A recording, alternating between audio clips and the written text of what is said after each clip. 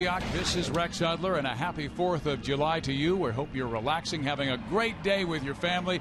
You get to watch the first-place team in the American League West of the Angels. And tonight's top story is Howie Kendrick, recalled from the minor leagues. He'll be in the lineup with Meiser as tourist. Oh, that's going to be a good combination. Now, Howie Kendrick went down for a little bit of humble pie, if you ask me. Too many mental mistakes. But you know, one thing that's constant, that's his bat. Okay, look what he's done in 20 games at Salt Lake. He's raking. But mighty Meiser Asturis, look what he's doing in the big leagues. That's right, he's been propelling these Angels with his steady play on defense. No matter where you put him, it'll be a shortstop tonight. I think the fact that Howie Kendrick's back, Scioscia's not ready to quite give him that everyday job, but it could affect Ibar's play depending on how mighty Meiser keeps going.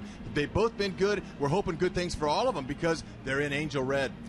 All right, on the pitching side, the Angels will send the young 21-year-old rookie Sean O'Sullivan, who gets the nod over Matt Palmer to start. Hey, why not? The kid's young. He's a winner. He's won nothing but big games in the past in the minor leagues, and he's also got him some wins here. But his 4th career start, he's looking to do the same thing. Not overpower guys, but hit the corners. Look at this changeup. Oh, pull the string there. If he can work down in the zone, he's got a chance to win. But, of course, the offense has got to score him some runs, Fizz. But I like the kid's makeup, and I like his chances tonight. Just keep the ball down. The rookie O'Sullivan goes for the Angels, and a rookie goes for the Baltimore Orioles, and Jason Birkin. The Angels hope to get their offense going like the post-game fireworks show. Angels and Orioles next.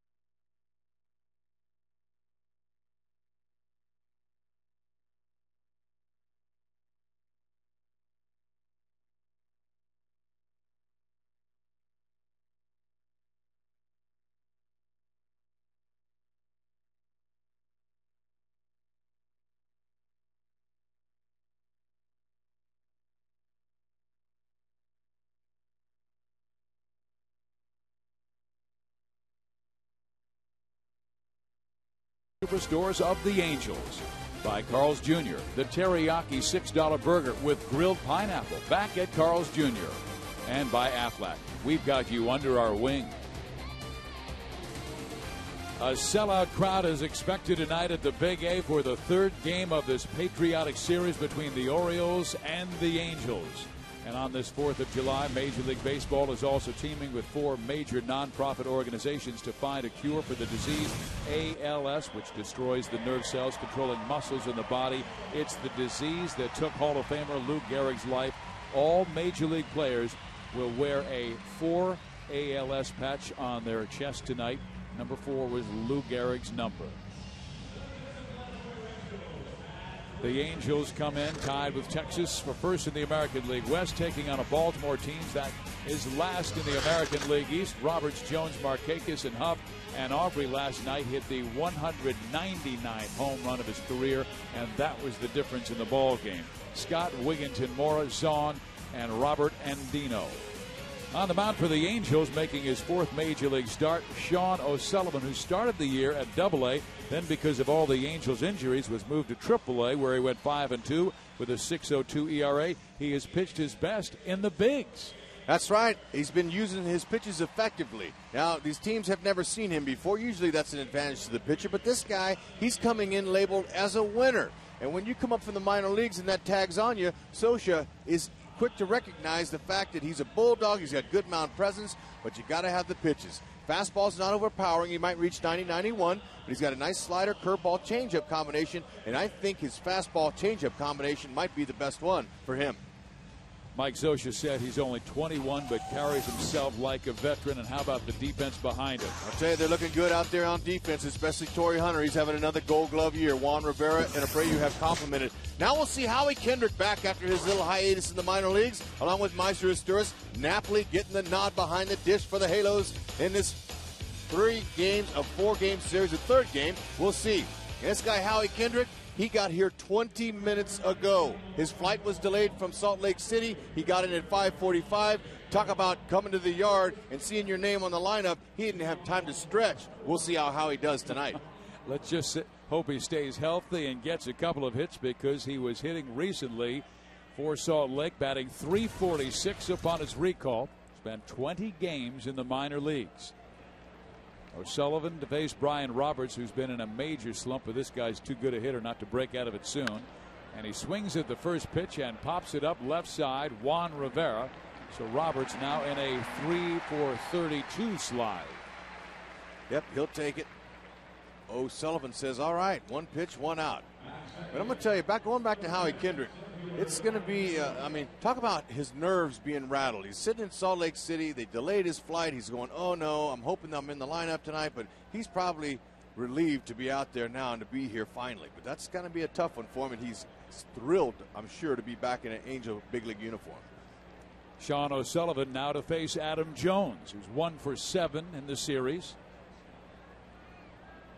Sullivan gets the strike across at 91 miles an hour. He won't overpower you, but if he is on with his command, he can really be tough to hit. You know, and he's gonna give up a few runs occasionally, but he's got the mentality to keep his team in the game. They like that. That comes with the tag, a winner. That's what his manager tagged on him before we even saw him. This guy wins games. Now, we did get a chance to see him in some spring training action, and he looked pretty good there too. Jones pops it up right side, long run for Kendry Morales, and he will not be able to reach it. It's about 4 rows up in the seats. Sean O'Sullivan was called up June 15th to start versus San Francisco and beat the Giants 8-1, allowing 1 run in 7 innings. I asked him how he got the call up. He said, well, we were actually in Reno, and I know that the traveling secretary is also our trainer, and he came up to me and handed me a ticket that was different than all the rest. And said, you're going to San Francisco, and that's when his pitching coach Eric Bennett came over, shook his hand, and then he immediately called his mom and dad in San Diego and said, I hope you don't have plans for this week because I'm pitching in San Francisco. Oh, that's one of the greatest moments in his life that he'll ever remember, is getting that plane ticket. How that changed him. 1-2 runs inside, 2 balls and 2 strikes. Okay, nothing wrong with that. Whenever a pitcher can back a hitter off the plate early in a ball game, it opens up the outside part. Let's see if he goes with his changeup or his curve. He shook a couple times. Curveball. It'll get me over curve. He's going to mix them all up. This guy's not going to come out and try to establish his fastball like a lot of power pitchers do. He's a finesse guy, and that's what he'll do from the very inning on. I mean, actually, Roberts swinging at that first pitch made an out. Now, this is his first real batter of the game. Another curveball that's knocked up the middle, and Jones with a base hit with 1 out. Last night, the Angels were able to get the first out, and then Jones came up, was hit by a pitch, and the result was they went on to score 2 runs in the inning off Urban Santana. And in the American League West, the Angels tied with the Texas Rangers at 43-35. The Rangers right now facing Tampa Bay in Arlington. That's Derek Holland, the young left-hander, against David Price, and Texas is up 6-1, so they're trying to win their 4th straight game. With those M's, they're not going too far either. Playing good baseball. Seattle is 2.5 games out of first place. Markakis 2 for 8 with a pair of doubles in this series. Jones, you expect more stolen bases out of this athlete. He's got just 5 this year. He's been caught 3 times. Yeah, they're not much of a running team. They're second to last in stolen bases with 39.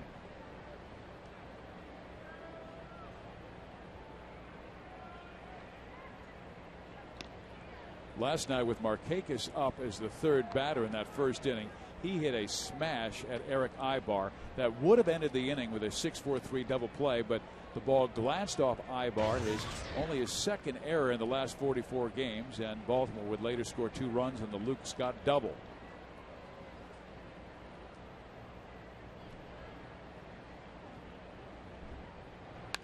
Fouled off. Yeah, that was a little bit of an unfortunate play, but the ball was hit hard, and Ibar couldn't exactly square it up in his glove. It hit his skin and his chest first. But that was 2 unearned runs charged to, or not charged to Santana, but he ended up just giving up 4 earned runs instead of the 6 they got. It was because of that error. Markakis with a 1-1 count. And they throw over, but you watch Nick Markakis. What a talent. 25 years old, out of a junior college in Georgia. Wide stance and very quiet at the plate. And I know you were talking about looking like Stan Musial, just where he places his hands in that stance. Yeah, he bends that back leg, and I saw him in batting practice today, and I asked him if he'd ever heard of that comparison, and he says, yes, I have. What a compliment to be compared to Stan the Man. I said, have you ever met him? He says, nope. I said, well, you guys do interleague play there ever? Make sure you look him up, because he's quite a gentleman. He would love to be able to shake your hand too. He's a fantastic man. Stan. My in-laws are from St. Louis, and they know Stan Musial. They said he's one of the kindest people. I mean, he is the mayor of St. Louis. The 1-1, and it's a fastball hit to Figgins. They've got 1 and they've got 2. Nicely done by Howie Kendrick, staying in there after a hard slide by Adam Jones, who's getting up slowly.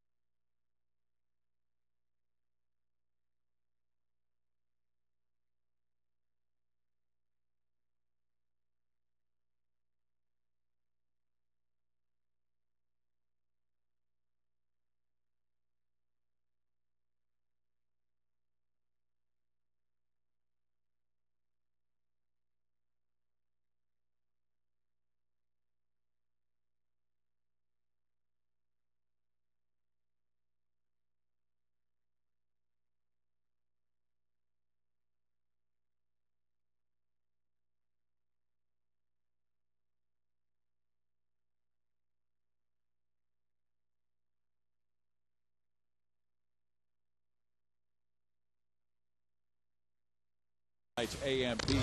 Angels batting order. Figgins, Abreu, Torrey Hunter, and then Vlad Guerrero, who's batting .281. Juan Rivera and Henry Morales, who blasted his 14th home run last night. He has 6 in the last 18 ball games. Meiser Izturis goes 7, Napoli 8, and Howie Kendrick is back with the Angels. And there's the Baltimore starting pitcher. It's Jason Birkin, a 6'25" right-hander from Green Bay, Wisconsin, out of Clemson University. And you can see his numbers, just 1-5 this year. Won his major league debut May 26th versus Toronto, but is 0-5 since. Okay, he's got fastball, slider, changeup, and a curve, but he's not throwing all those. He's mainly just going with his fastball, changeup.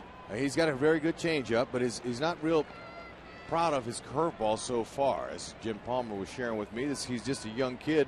Right-handers are hitting .265 with 1 homer. Lefties .329 with 2 homers. He's got a 94-mile-an-hour fastball he'll top at. And this kid too, Fizz, has a bulldog mentality. He's not afraid to challenge hitters. That's always a good sign when you're young and not nervous. He was the Orioles' 6th-round pick in 2006 out of Clemson University. Helped Clemson reach the College World Series in 2006. And there's another good curveball that hits the outside corner, and the count goes to 1-2. Looked like a pretty good breaking ball there. Sean at .315, that's 6th best in the American League. Ichiro Suzuki is leading the AL at .367. Then Scott Rowland at .332. 2 balls, 2 strikes. Figgins also up there in runs scored, and triples, and hits, stolen bases. Utilizes the whole field, mainly left and left center. And he swings and misses, and Birkin strikes him out. Baltimore Orioles defense, they are middle of the pack in the American League with 49 errors. Okay, Adam Jones is quick. Luke Scott's got some pop. And Markakis, he leads the outfields in assists with 8. He's really good. He's got a strong arm. I'll show you the infield there. Roberts and Dino, the shortstop. Ty Wigginton's getting that start at first base, and Melvin Moore is back at third. Greg Zahn, veteran, 14-year Major League catcher, will be the backstop for Jason Burkett. In the last 2 games, Aubrey Huff has been the first baseman. He's the DH tonight, with Wigginton taking over at first. And here's Bobby Abreu. He won the game on Thursday, driving in 4 of the Angels' 5 runs, and hitting 2 home runs, his first multi-home run effort of the year for the Halos.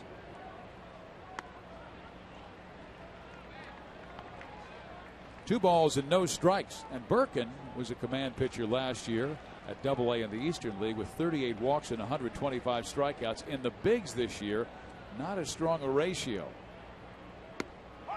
Fastball in there, 14 walks and 22 strikeouts. Just picked up his 23rd by striking out Figgins.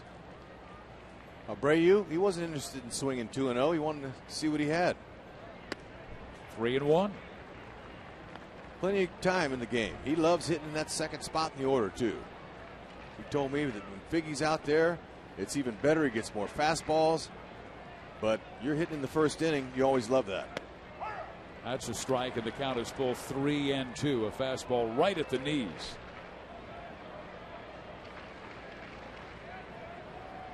He's a veteran now in his 13th big league season. Played for Houston, Tampa Bay, Philadelphia, Yankees. Calling for the fastball away. And he hits it sharply, but right at Andino, the shortstop, who throws him out. 2 gone. That's just what Greg Zahn had in mind. He says he goes that way. Let's pitch him outside. See if we can get it out, and he did. And Dino's been a fine shortstop, too, for Cesar Izturis, who's not too far away from coming back from that appendectomy surgery.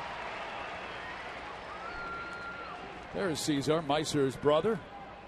They're like a year apart.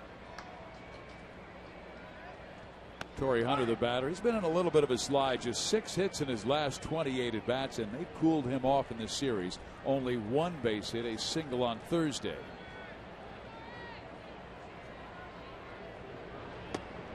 But you'll notice the difference after the last few nights watching that young catcher Matt Wieters.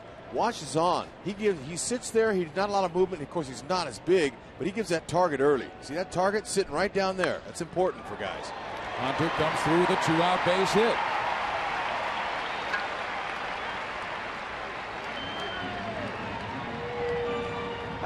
That's hitting it where it's pitched, right there. Good ball back up where it came from.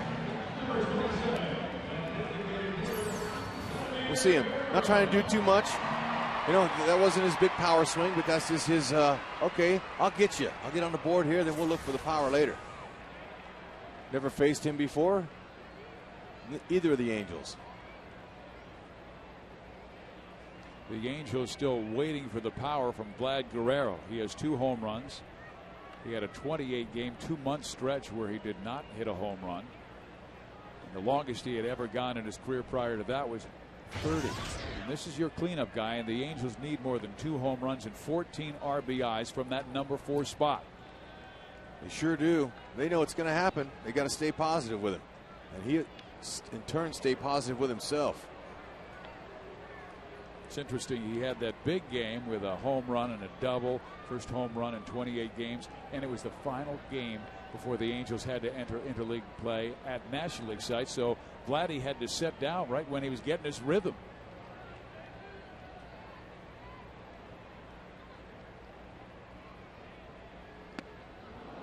Well, he was trying to hit it out of the ballpark. No question about that. Yep, first pitch curveball. Well, it's been said that Jason Birkin has a really good feel for pitching. He was the captain of that Clemson baseball team that made it to the College World Series. And that was 1 year after he missed his sophomore year with Tommy John surgery. So he was a real battler. Diving back in, Torrey Hunter has stolen 13 bases in 16 attempts this year. Okay, now base stealers have been successful 5 times this year off of Birkin so far, and this is 7 starts. They haven't caught anybody.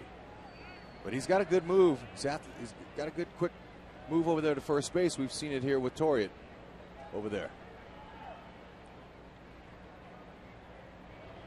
In the dirt, blocked nicely by Zong. Count is 1-1. But he doesn't have a slide step, so you can see that he picks up that leg and takes a little bit of time getting the ball home. That's where base stealers rip off their bags. Now, Hunter, I don't know if he'll go or not, but he has the ability. Orioles received a heck of a job by their other rookie starting pitcher, David Hernandez, who gave up just 3 runs in 6 2/3 innings last night.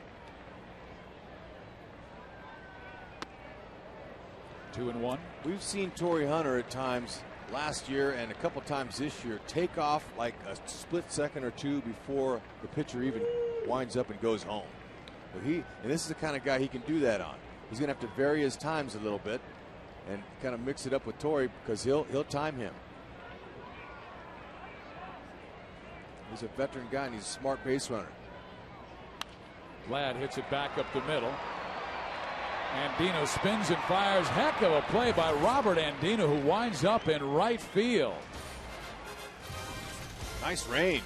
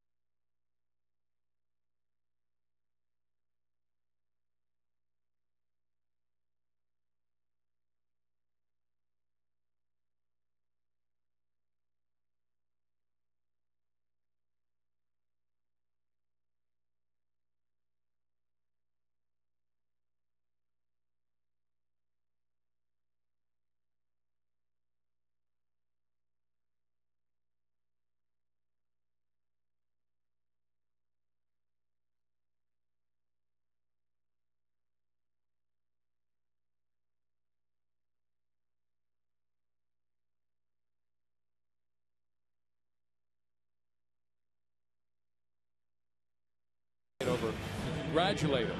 Well, that's important. See, this kid has been a Gold Glove fielder while he's been filling in for Esteuris, and that's a nice play. So he's going to go over and talk to the Gold Glover, Cesar Esteuris, and he's going to say, hey, what did you think of that? Can you help me out? You know, you like that kind of mentality from a young shortstop like Andino. He's able to go over and talk to the perennial shortstop that has a lot of skills in his 8 years. He's well decorated, is Cesar Esteuris. He's got him a Gold Glove in 04 and was a National League All-Star in 05. Sean O'Sullivan now has to go through the heart of the Orioles order. Both of these guys have been hot. Aubrey Huff and Luke Scott. Huff hitting .327 his last 14 games. Blasted a long home run yesterday and takes it low. Count is 2-1. David Aubrey, he's a veteran that knows what pitches he can handle and which ones are not. If you get him middle in or anything down, he'll snap hook you. Curveball in there, and it's a high hook. Call that a hanger. So Aubrey looked down, he going, okay, I'll make a little mental note of that. Was it in enough? I mean, it didn't catch the heart of the plate. No, but still, anything up like that, a big league hitter like Aubrey can handle that. Shortstop is Turris. 1 out. Hey fans, there's a great ticket special for tomorrow's game as the Patriotic Series concludes, courtesy of JetBlue. Tickets are still available for just $7 in select view level seats and $12 in the right and left field pavilions. Use the password USA at the Angels Stadium ticket window or angelsbaseball.com to purchase tickets for this exciting offer. We've got some great deals going on. A terrific crowd on hand tonight. Here is Luke Scott. He's been mashing the ball. A man out of Oklahoma State, a Cowboy, who's hitting .295 with 16 home runs and 43 runs driven in. Checks a swing on one that barely misses. Yeah, it's a pretty good pitch there. But Scott's powerful. Now, he popped up a couple balls last night to straight away center field, just missed him. He's got a good home run swing this year. And he's doing it with not a whole lot of at-bats either. Good changeup. How about that on 2-0? 21-year-old kid. Well, that's respect. He knows all about Luke Scott. He struck out a couple of right-handed giants in his major league debut on changeups to right-handers. Misses inside. 3 balls, 1 strike. We've got a right-hander, Ty Wigginton, on deck, and another right-hander, Melvin Mora, to follow.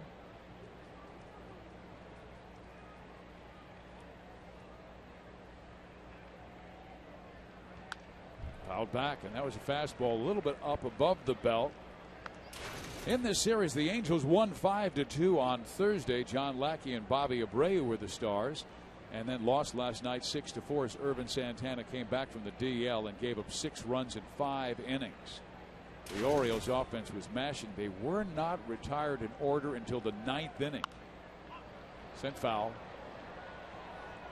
You know, Luke Scott, he's relatively young as far as his big league service time goes. He's just in his 3rd year, but he's already hit 51 home runs, and most of them were with Houston Astros in the National League. He did have 23 home runs last year for Baltimore, though, his 1st year with the Birds.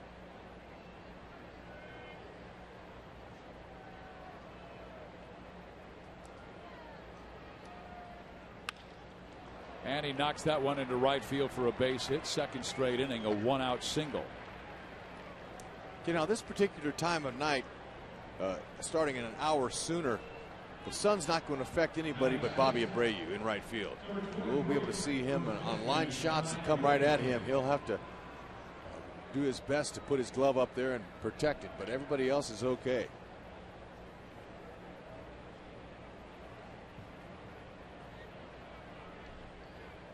The righty Wigginton.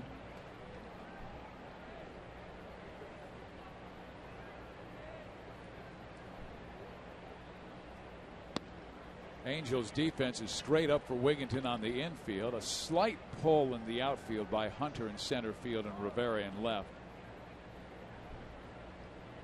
The Angels have lost 3 of their last 4, but they've still won 14 of their last 20. We'll go from 4.5 back to right now tied for the lead with Texas. Pitch is swung on and missed. That's a nice sinker. The one before that looked like a good low strike. That's just where he wants to stay. Keep the ball down. Wiggy's got a little bit of pop. Been around with a few different teams. Made his major league debut with the Mets in the National League.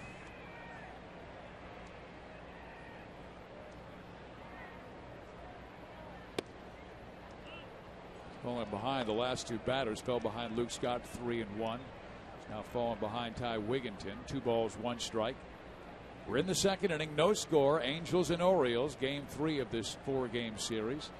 So wants to keep that sinker down low. He could entice Wigginton into grounding into his 7th double play this year. He's already got one. That's that last inning off of Markakis' bat. Good pitch, 2-2. Had him off balance.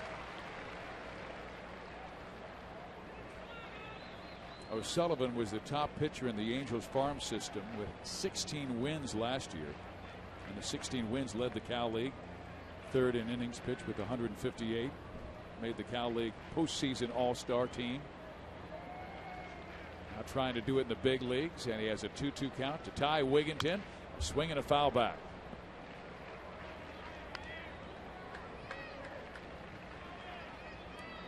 Well, the Angels are hoping that he has a similar July that he had last year. He was the Cal League Pitcher of the Month by going 5-0 this month with a 1.69 earned run average.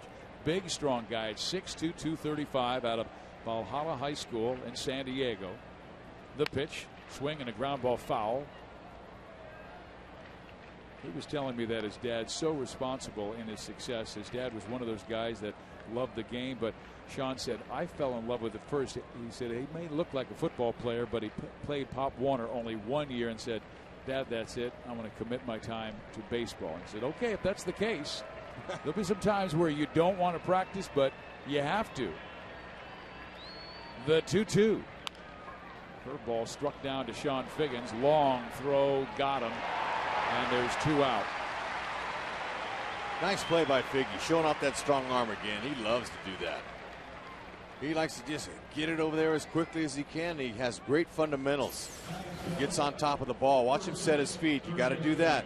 He's setting his feet. He's even tapping his glove to get some momentum going towards first base. Helps with the velocity you get on the ball there. I was talking with Sean about that play he made on Thursday on Adam Jones and the ground ball that he wound up in foul territory. Yep. And I said, Sean, I can't believe the strength you have in your arm at 5'7". And he smiled and he said, you know, a lot of guys feel it's better to just on the run let it go. But he goes, I found that if I plant and then fire, and I can get more on it and get it there quicker.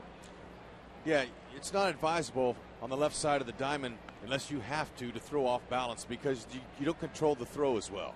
I remember playing with the Orioles a little bit there, and in spring training, I lost a spring training game by throwing off balance on a double steal to come to home to Floyd Rayford, and Earl Weaver chewed me out in the dugout. Son, you better get to your feet. You can't make a play like that for me. He yelled at me. You know what, Fizz? I held my head up and I said, he knows my name. That feels good. I liked it when my manager chewed on me. Well, O'Sullivan said all I have to do is throw strikes with the defense if I have behind me. They're going to make outs. They're going to help the team and help me as well. It's Mora right now with a 1-1 count. Swings at a pitch that was too low, 1-2. Then I reminded Sean, I said, hey, our producer Jay Kudlow and our director Jerry Weinstein had a great shot of you, slow-mo, and Rex said, hey, watch him find the seams. And Sean goes, you know, I didn't know how to do that until Orlando Cabrera.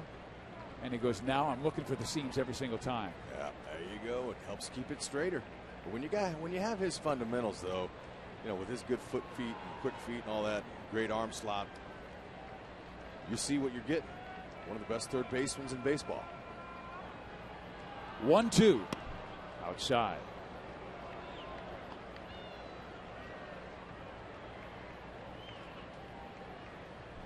O'Sullivan needed just 11 pitches to get out of that first inning. He's thrown 23 in the second. A ground out by Huff. Single by Scott. Ground out by Wigginton. Runner in scoring position. Luke Scott at second base. And now the 2-2 pitch to Melvin Mora. Broke his bat. Yep, rolls it foul. Hit that baby right off the end. See, now sometimes bats are cupped at the end of the bat. That means they hollow out a little bit of the top head of the bat, and that's to help the balance of the bat. And when you hit one off there, you're going to get that chip on the top third of the bat, just like happened there. I always liked to have the bats that I use cupped at the end. It kind of gave them a nice little balance, but the black bats, when they cup them, they're white on the end. And Freddie Lynn, when I was with the Orioles and he was there, he gave me a tip. He said, hey, Hud, why don't you color the end of that in black, so whenever you check swing, that umpire's not going to see that white flash in front of the plate. It makes it looks like you Good win. idea. Oh, yeah, little things you can pick up from guys. Like Figgy said, Cabrera helped him with the grip. Freddie Lynn helped me with a potential check swing call. The 2-2.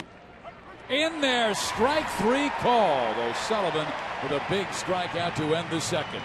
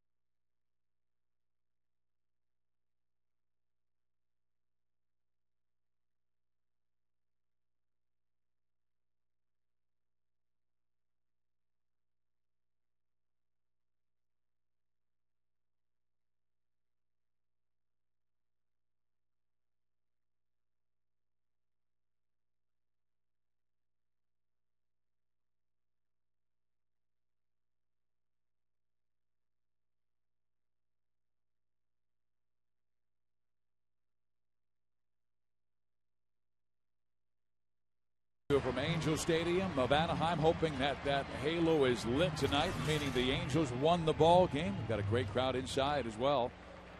Game 3 of this 4-game patriotic series.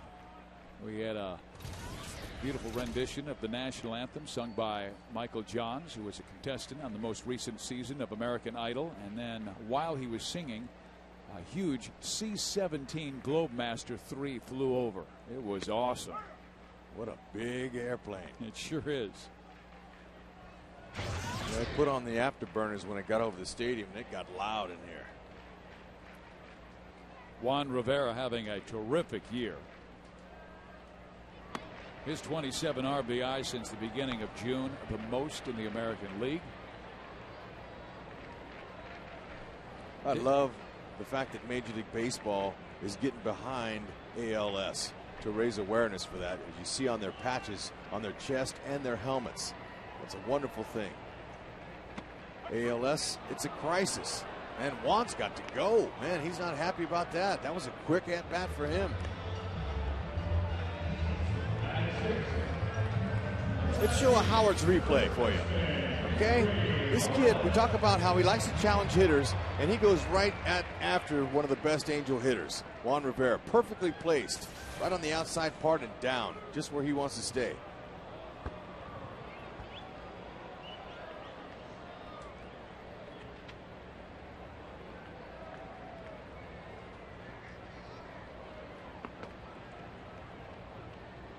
Henry Morales comes up.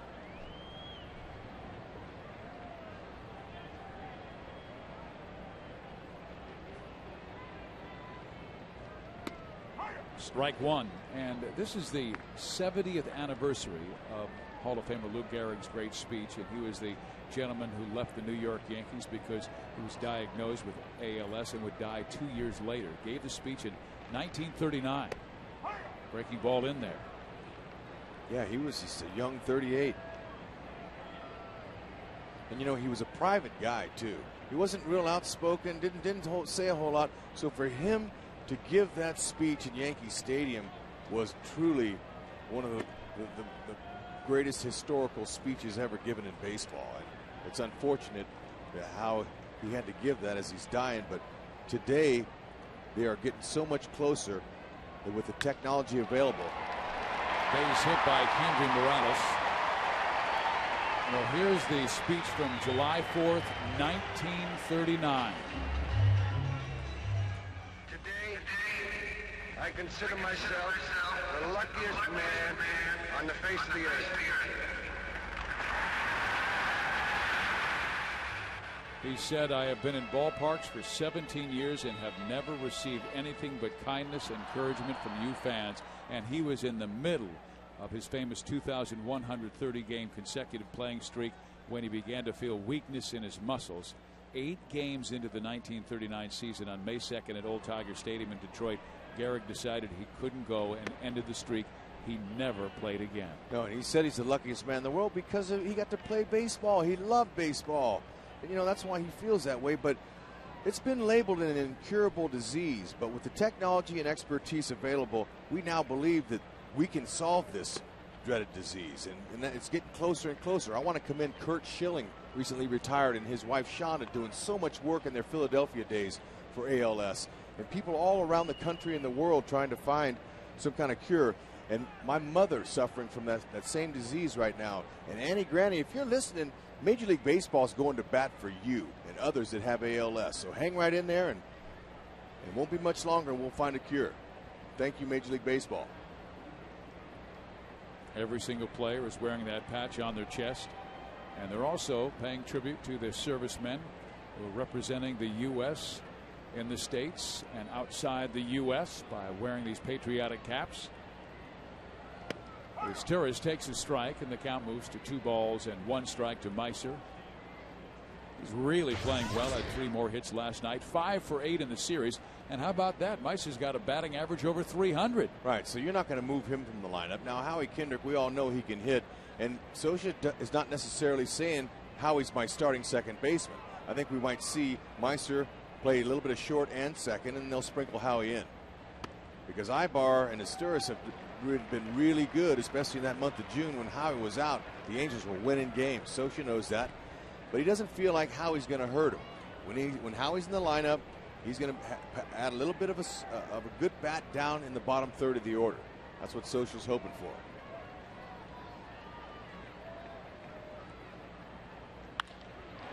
Is Torres with a base hit. Morales had to hold for a moment to make sure the second baseman Roberts could not reach it.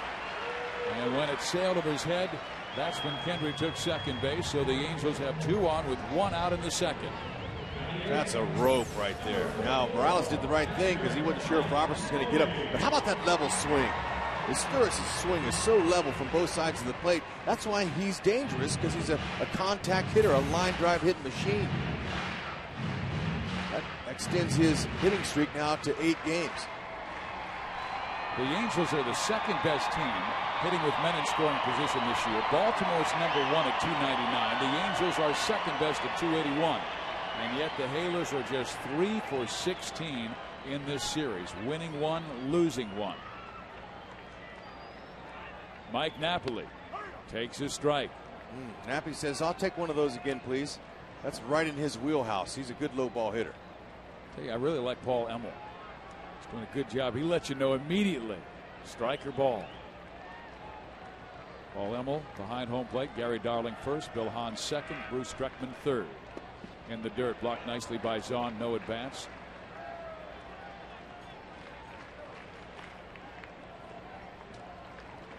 Gazzani, this guy's had a fantastic career. He's been around a long time, and he's played for teams. He's rode the bench. He's been a backup. He's been a starter in his Toronto days, and now he's happy in this role that he has, mentoring the young superstar Matt Wieters.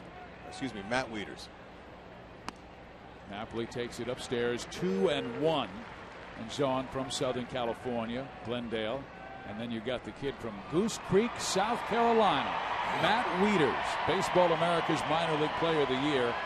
much ballyhooed. They think he could be an all-star for many, many seasons. Napoli hoping he can get a pitch that he can lift off. He has 10 big flies this year. It seems like he's in one of those areas where he's rising again. He'll go through some valleys, but on that mountain again. Fouls back almost into the Baltimore booth right next to Jim Palmer. Good rip. There's a good rip at it right there. But you know, the outfield arms though of Royals are pretty good. Markakis, he leads the league with 8 outfield assists. Adam Jones in center's got 5. So there's some pretty good throwers out there. Kenny Morales at second base has average speed. Sturis can get a big lead, but Wigington at first is not holding him on. So a gapper might score him. Mike hits it high in the air and deep towards right field. Morales will tag. The catch is made by Markakis, and Kendry will make it to third. No advance by Meiser. Now the ball scooted away, and Meiser was thinking about moving towards second, but holds. 2 outs. Didn't quite barrel that one up.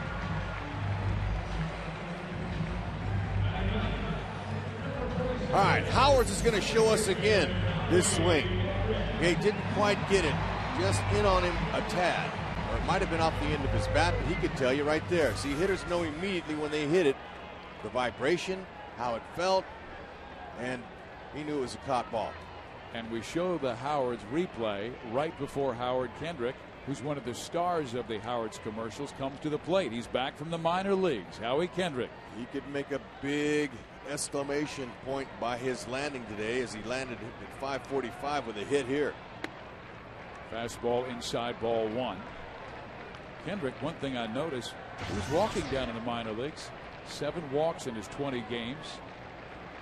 Up here in the bigs, he had 10 walks in 51 games. And they want him to swing more at his pitch. He was swinging a lot of the pitcher's pitch, particularly the breaking ball low and away. Steer is always a threat to go. He is 7 for 9 this year, stealing bases. Well, the first time through this year when Howie was up, he was swinging a lot of pitchers' pitches. Now, one thing the Angels know is he always can hit. He makes contact with the ball. He's a solid hitter. But they want to see more consistency from that and his mental game out at second base. They know he can hit. He's looking to do that right here.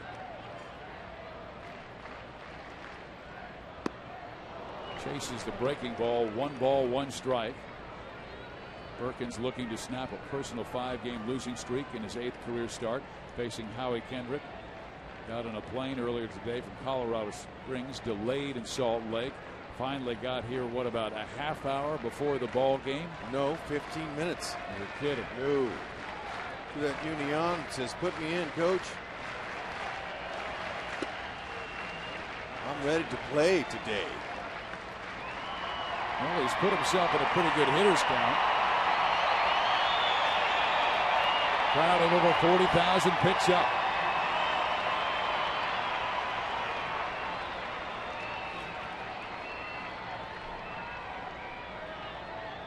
Perkin taking his time.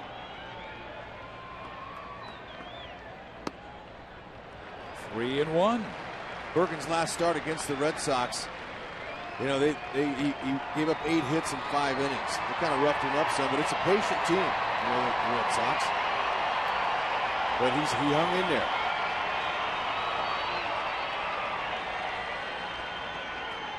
He better be careful if he comes with a fastball out there. Let's see what Zani's calling a fastball away. Same spot he struck out Juan Rivera on. Hit sharply, but out of play right side. Okay, Hud, if you're an athlete who gets here 15 minutes before the game, you're out of your routine. What can Kendrick do to just get loose, to see more pitches? Does he go in the cage and take some swings? He might start with a peanut butter and jelly sandwich. Okay, he's young. Look, he's going to go out there. He might swing the bat. He don't even need to. You put your uniform on, you get your glove. The old timers, they never used to stretch like they do 15, 20 minutes before the game. Heck, so Howie, he probably just got his uniform on, got his bat and his ball and glove, and went out there and took a couple dry swings. He's ready to go. That's the best way to get there. You don't have to, have all that anxiety before a game. Oh! He hits it sharply to right field, but Markakis is there and pulls it down. Hit it on the line, but the Angels do not score in inning 2.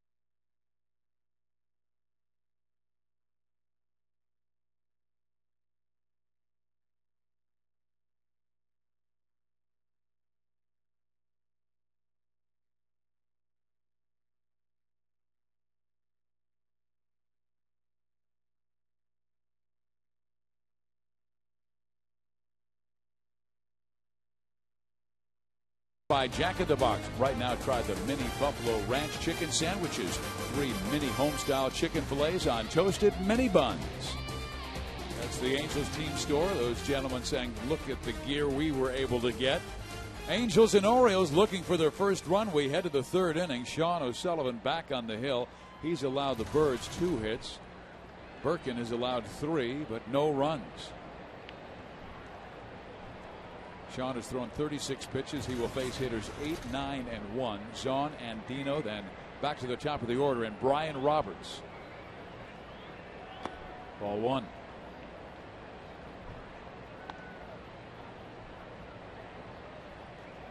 Zahn was the starting catcher at the beginning of the season. They did trade Ramon Hernandez to the Cincinnati Reds, but they knew Wieters was just about ready to show up, and he finally did. And he has played very well and getting most of the starts now. He started the first 2 games. Zahn, a veteran, now 38 years old, from Glendale, California. This is his 14th big league season. This mom a heck of a golfer.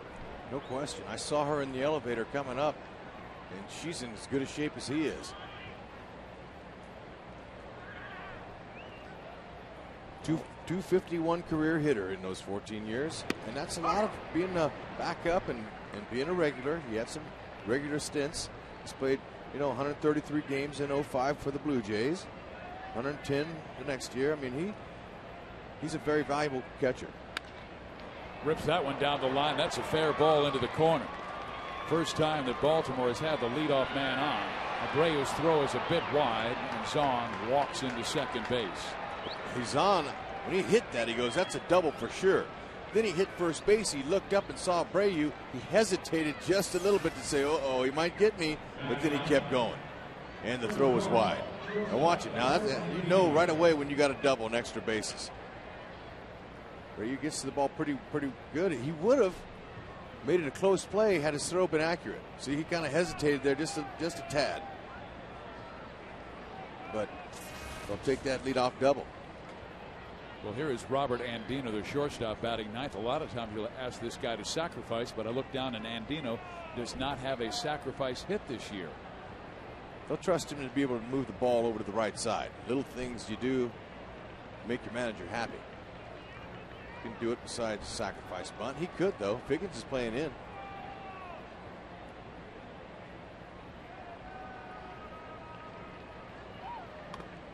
Well, he does not get the bunt down.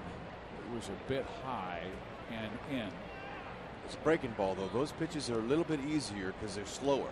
And you can, that's a pitch he didn't have good fundamentals on right there. He could have got that pitch down, but Now, if you don't get the first one down, pressure's on the second one. If you don't do that, then you got to get him over somehow. So the pressure keeps building. First one's the best one to get down.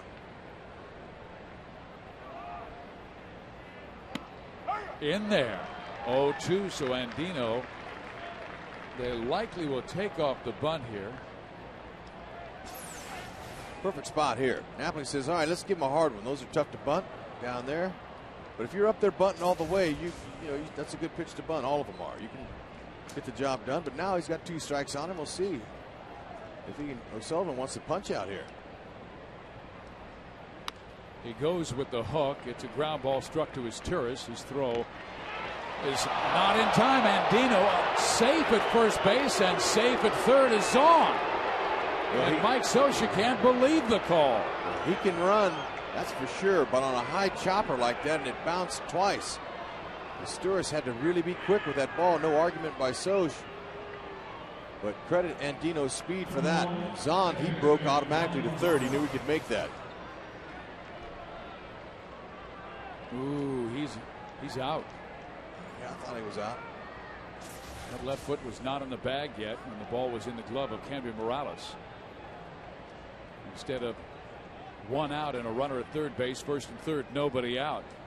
And the batter is Brian Roberts, overdue. He is 3 for his last 33. Popped up on the first pitch of the game, likely to take here. And he does in a breaking ball, 1-0.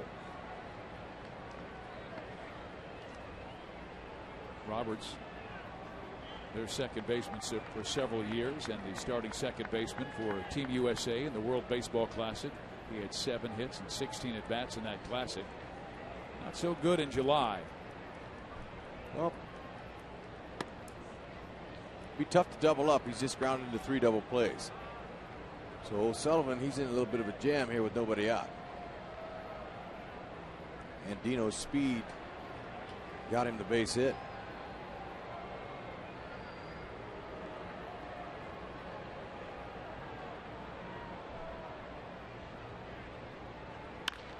That ball is struck and struck well, and Bobby Abreu leaps at the wall. He drops the baseball. Zahn will come home. Racing to third is Andino, and Brian Roberts makes it a 1-0 Baltimore lead. Ball was hit well and not located very well. He's up in the zone. Abreu had a good jump on it out there, but he couldn't quite get up. That ball was hit hard.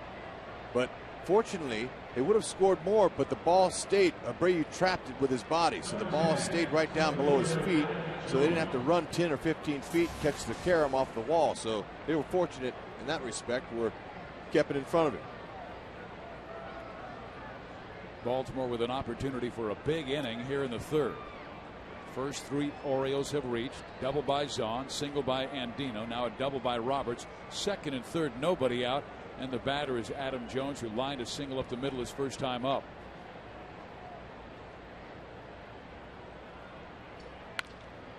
Angels infield is back. They'll give up a run to get an out.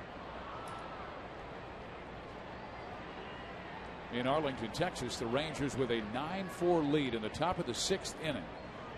The Rangers win, the Angels lose. Texas would leapfrog the Halos for first in the West.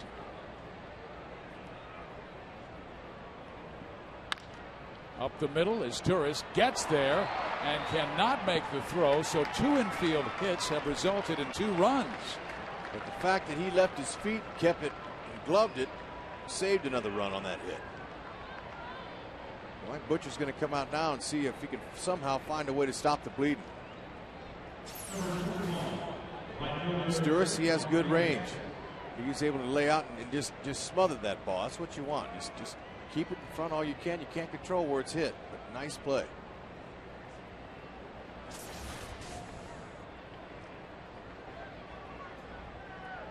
Meiser hurt himself a couple of years ago making a diving play at Yankee Stadium. He was gone for a while, and Eric Ibar did the same thing in the turf in Toronto. He jammed his hand and was on the DL for a while. But 4 straight hits by Baltimore here in the third inning have scored 2. Okay, so they've taken the early lead on Sean O'Sullivan. Yeah, with one of their most productive hitters at the plate right here, Butchie probably just said, hey, look, just don't get worked up about this. Just keep the ball down. Maybe you can get him to hit into another double play like he did the first time up. Highly unlikely, though. Markakis, he's looking to get one airborne. He wants to lay off of that one down. That's where Napoli's setting up. Good pitch, barely misses. You could see how Mike Napoli froze his glove trying to get the call from home plate umpire Paul Emmel. Didn't miss by much. It's a good spot. Markakis, a good eye. Hitting .368 his last 9 games, including 6 doubles.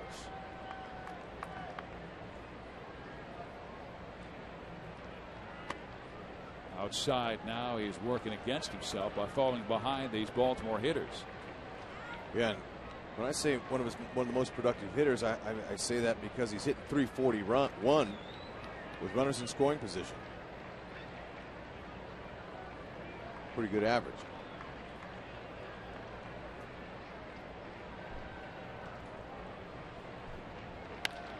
Hits it well, right field. Bobby Abreu racing to the corner and makes the catch.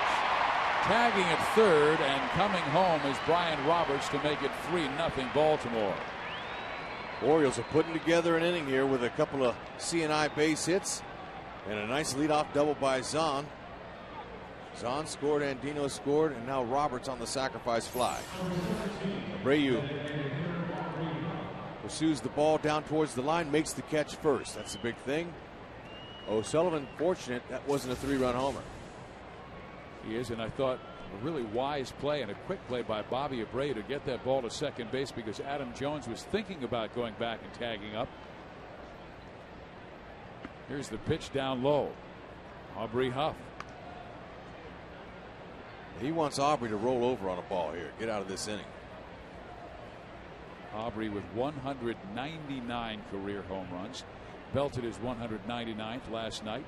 Third inning. A 3-run shot. Here we are in the third inning, and Huff takes his fastball in there. 1 ball, 1 strike. Aubrey's not blessed with really good speed. He has grounded into a double play 9 times. That leads the Orioles. He can hit it, especially if it's in his wheelhouse. The runner goes, throw to second base, not in time. Jones won't move. Howie Kendrick was backing up. A steal for Adam Jones. They had him with an accurate throw. Ball was to the shortstop side. Nothing they could do. Didn't have the greatest takeaway, but he's got good speed once he gets going. Napoli just pulled the throw. Good back up there by Howie. So Baltimore gets out of that double play situation. 3 runs home in the third. Sullivan has it knocked towards first. Morales will get it to Sean, and they record the second out of the third inning. Angel fans, all kids ages 12 and under, are invited down to the field to run the bases following every Sunday home game. So bring the whole family out for a fun afternoon at the Big A tomorrow, and then stay for the Kids Run the Bases post game.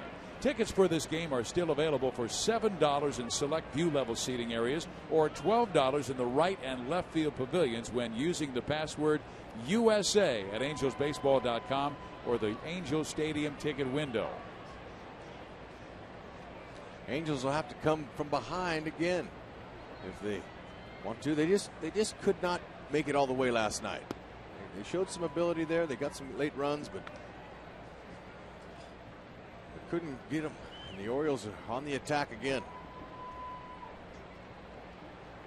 22nd pitch in the inning coming. This is the 7th batter he's faced in the inning. Tough batter in Luke Scott. Finds the strike zone, 1-1.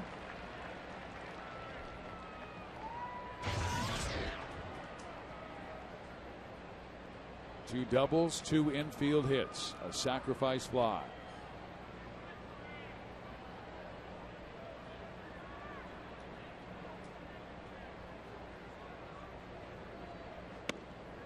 In there, 1-2. It's a good spot. Luke Scott, he's crowding the dish. He's right up on it.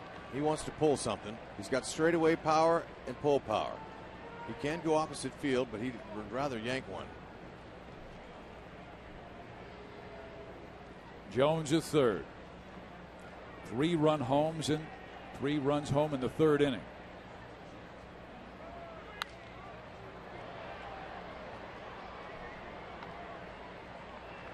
Baltimore came in and really struggling on the road this year, 12-24, and a big reason why was more so their offense recently. Now they're 5th in batting at 271. They're averaging close to 5 runs per game, but they haven't provided the power or the speed they expected. But in this inning, they've gotten 2 doubles and a stolen base. 3 runs on 4 hits. O'Sullivan trying to end the inning right here. Misses in. Okay, when you crowd the plate, you got to be aware of that inside pitch there. And you know, as a hitter, which one's going to be hittable and which one's going to break your bat. He took that one. But he's got good coverage over the whole plate. Napoli wants this one down. Morales has it, but a line smash it is. The inning is over, but in the 3rd inning, 3-run score for Baltimore.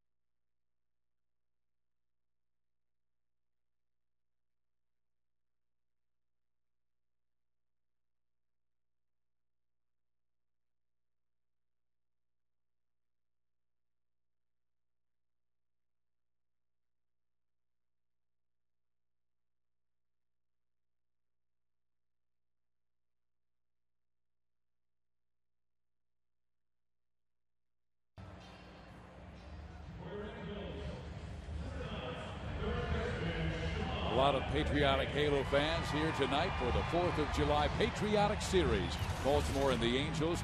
And the Angels are now on Facebook and Twitter. Become a fan of the Angels page and share it with your friends in the Facebook universe. Also be sure to get the latest Angels news tweets on Twitter.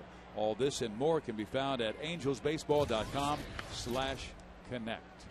All right, speaking of connecting, the Angels weren't able to connect first time through the order. Howie Kendrick almost got him there with that line shot in that last inning for the 3rd out. Figgy wants to get on base. This kid's fastball looks pretty straight.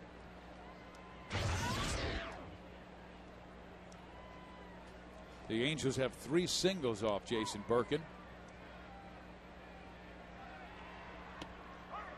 Curveball in there. Dave Tremblay likes both pitchers, David Hernandez and Jason Birkin. Maybe both up a little earlier than they were hoping for with the injuries to Uehara and Sarfate and Simon and that starting rotation. Also Mark Hendrickson, who was expected to be a starter, struggled, so he's in the pen. There's that breaking ball that misses outside. 2 balls and 2 strikes. No, I'll tell you, David Hernandez did a great job. He got his ERA down to 4.15, and this kid here, Birkin, coming in a 6.44 ERA. You know, that's because he doesn't have a lot of innings in, and they've hit him a little bit early, but doesn't have no sign of certainly how he's going to pitch tonight, and he looks good, just like Hernandez did last night. He gave up 3 runs in 6 2/3 innings. That was his best start of his young and brief major league career. 3-2 is knocked right to the shortstop, and Andino takes care of Sean Figgins, a line out. Angels hitting a few out of balls. The one by Kendrick would have driven in at least 1 had it gotten over the head of Nick Markakis in this line smash. right to the shortstop, so Burkett living right now. That's right. The Angels, you know, they'll measure guys up. We usually see them, if they don't get them first time through, second, third time, you know, they usually will make a dent. They're hoping to make a bigger dent and get a W, though, tonight. Young pitchers lost 5 straight ball games, 0-5 since in that time allowing 24 runs and 31 in a third. So they figured him out a little bit. The Angels have not been able to solve him for a run. Bobby Abreu grounded out to short his first time up.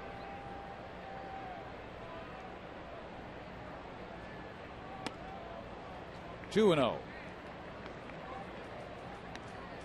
Full count to Figgins, got him on a line out. Next pitch will be Jason's 50th, and he's just starting this third inning. 2-1. Angels offense has been picking up. As far as runs scored go, they're 4th in the American League at 5.1 per game. They've been averaging close to 6.5 the last 3 weeks. Low 3-1. Yeah, Abreu, same situation. He waited him out first at bat. The only time he swung, he had a line shot to the shortstop. They got him out. So let's see what happens here. He'll take a walk as good as a hit.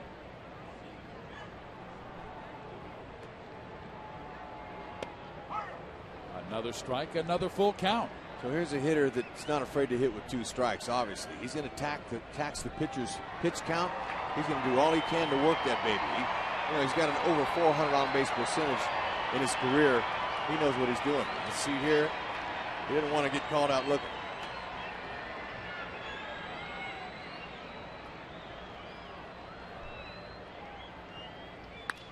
That's right back up the middle. A base hit just past the second base umpire, Bill Hahn. So in the meantime, he milks 6 pitches and gets the base hit. That's a quality at bat. It's now time for the Firestone leaderboard, and with Torrey Hunter coming up, who's been one of the RBI leaders, certainly on the Angels and in the American League, where he is 5th. Number 1 is Jason Bay of Boston with 70, Morneau, Longoria, Teixeira, and then Torrey Hunter with 59. Okay, Torrey with a single in his last at bat. He's hitting just 302 now. He's getting close to getting under 300. He wants to excel here. Let's see if he can get him a good fastball and get his hands extended. Get the Angels back in this game. Strike 1. Good spot. Torrey looks for mistakes middle in. You constantly hit that outside corner right there, you're going to get a ton of outs.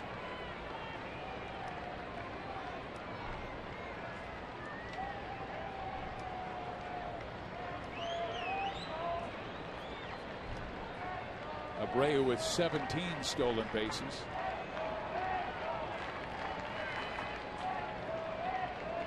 So he just told Ty Wigginton, I'm not going, don't worry about me.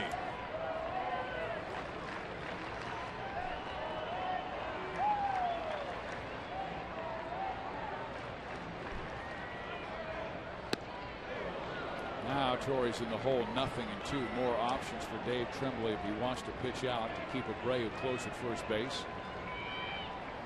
So Greg Zahn, the catcher, he'll look over there and get the signs as to throw over to first base, pitch out, or any of that. Comes from the manager usually. Sometimes the manager will use a decoy and have a bench coach or somebody else give the sign while he's giving it. Kind of scramble the order a little. Just off the plate, 1 ball, 2 strikes. Zahn liked that though. See, he pointed out to Birkin right there and says, nice spot. Body language game.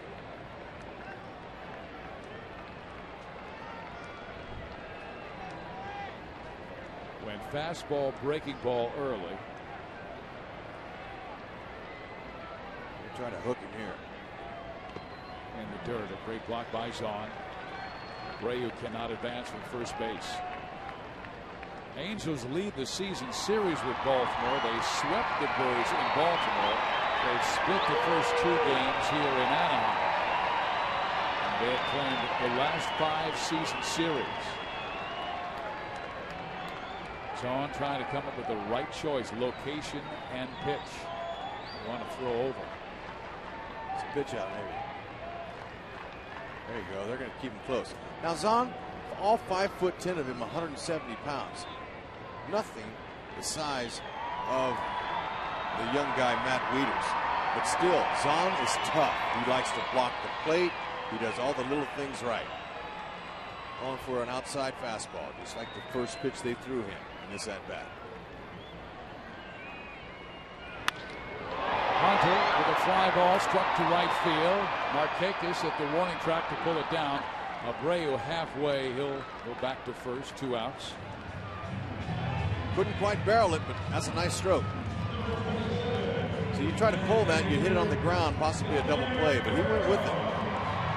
Last year, the Angels had all kinds of challenges against pitchers they faced for the first time. And once again, it's happening. They haven't seen a guy like Birkin, and they've not been able to barrel him up. He's allowed just 4 hits, and all of them singles. So the Angels hoping Big Daddy can provide the punch with maybe an extra base hit. And in his career, 39% of Vladimir Guerrero's hits have been extra base hits. This year, way different. Just 22% of his hits have gone for extra bases. So you got to figure he's due.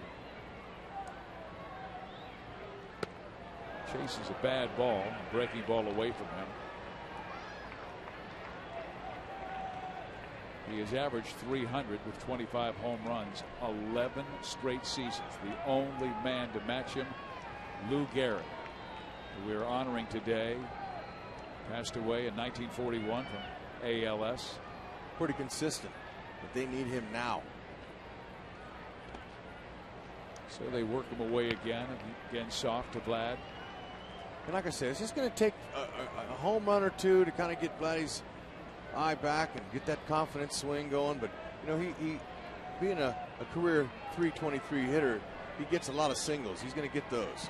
They need this guy's power over the fence.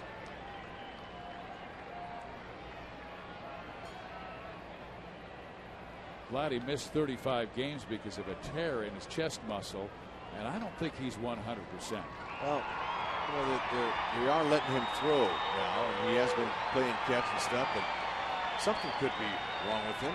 It's just not like Vladdy to not pump balls out of the yard. He says there's not. He says he's just rusty this year, missed a lot of time, can't find that timing. And you know, in this game, especially when the pitchers are all out there getting in their groove, and you miss 35 games like he did, it's going to take a little time to get that home run timing swing. Yeah, everybody talked about David Ortiz. What would happen to him? And what did he hit? 7 home runs in June? Ooh, they called that a strike. Vlad does not like the call. I think Paul Emmel was a little surprised first he didn't swing at it. And then second, he goes, oh man, I got to make the call. Strike. That's what it looked like. Okay, he thought Vlad would be hacking. That's a pretty low ball, but well located on the outer corner. It may go there again. Oh, something high maybe. He wants it down low. Because we've seen pitchers try to get Vladdy upstairs and try to blow one by him.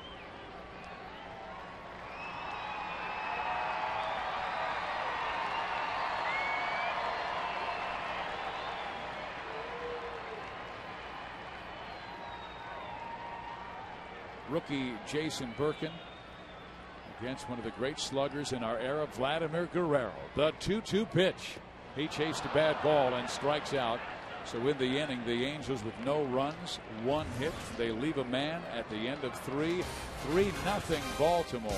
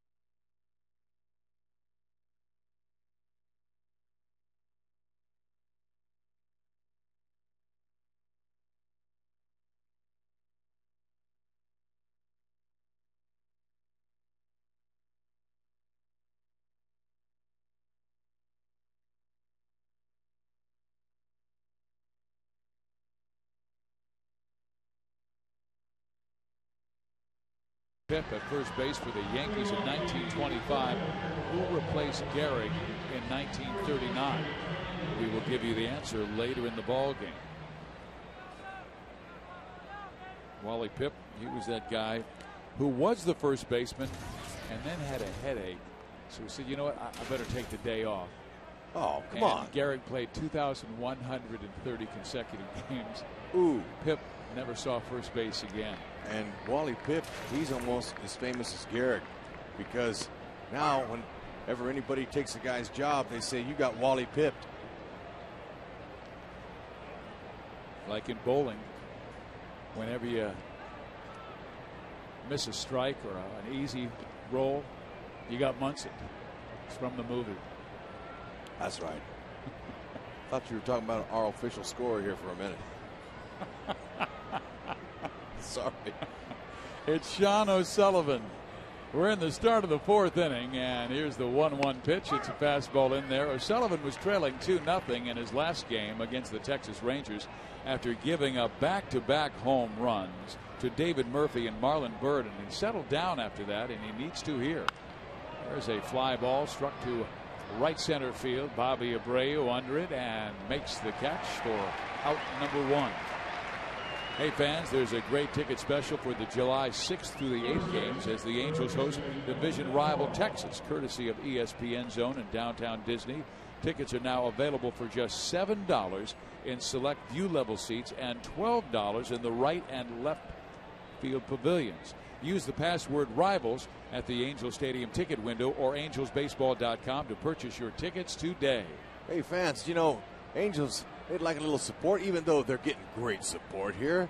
But man, with the Rangers coming to town, this is their first time of the year. It'd be nice to see a good full house like it has been. And root your halos on, because the Rangers think they got something going this year. Rangers got something going tonight. They have a 10-4 lead over Tampa Bay in the top of the 7th inning. Seattle beat Boston 3-2 after winning in extra innings last night. So if the Mariners win and the Angels lose, Seattle will just be a game and a half behind the Halos. Tight race in the West. Oakland's 10 back. Absolutely love it too. That's good. Angels be pushed a little bit this year. Won't be a cakewalk like they had at the end of the year last year, that's for sure. Angels won by plenty.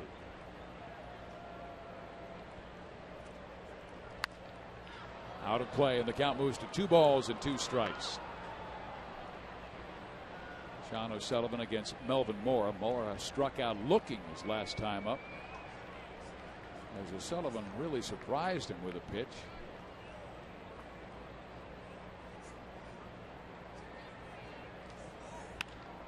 Two-two is lined right to Howie Kendrick for out number 2.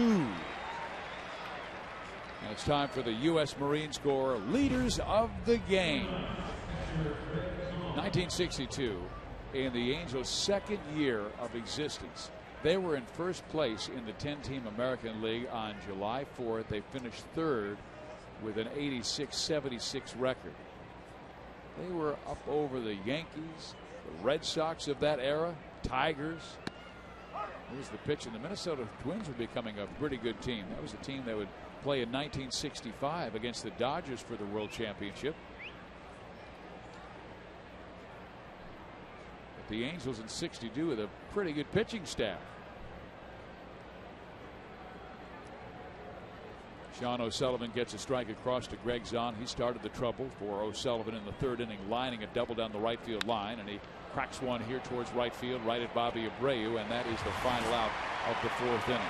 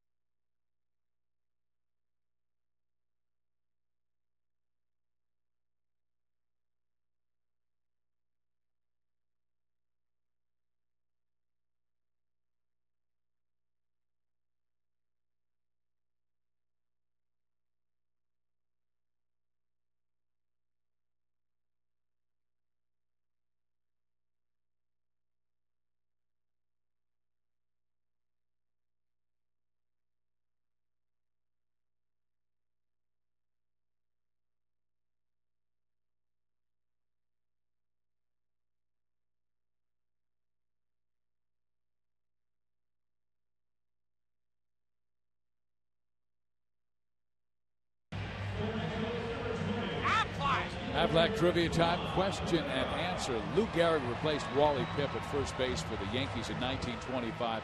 Who replaced Lou in 1939? And the answer is Babe Dahlgren. Played 12 years in the major leagues. Not a bad career. Good job, Babe. He had a chance to play with Joltin' Joe DiMaggio. It was 1940s.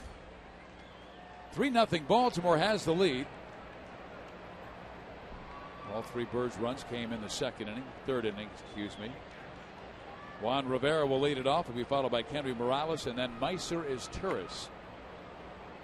Juan Rivera struck out on 3 pitches his first time up, and the last one he took looking. So Birkin says, I'm going to give you a changeup first pitch, and he cued it on the first base line. Quiet crowd, course is packed, but they haven't had a whole lot to cheer about. A few lousy singles, but they're waiting for the long ball. They want to see some fire shot out of the rocks. They've not been able to get to the rookie Birkin. And Jason throws this one. Last year, Baltimore threw a guy, was it Chris Waters, who had not been pitching well, and he completely stifled the Angels and beat them. And the Angels had a rough time against every single newcomer they faced last year, and they still won 100 games.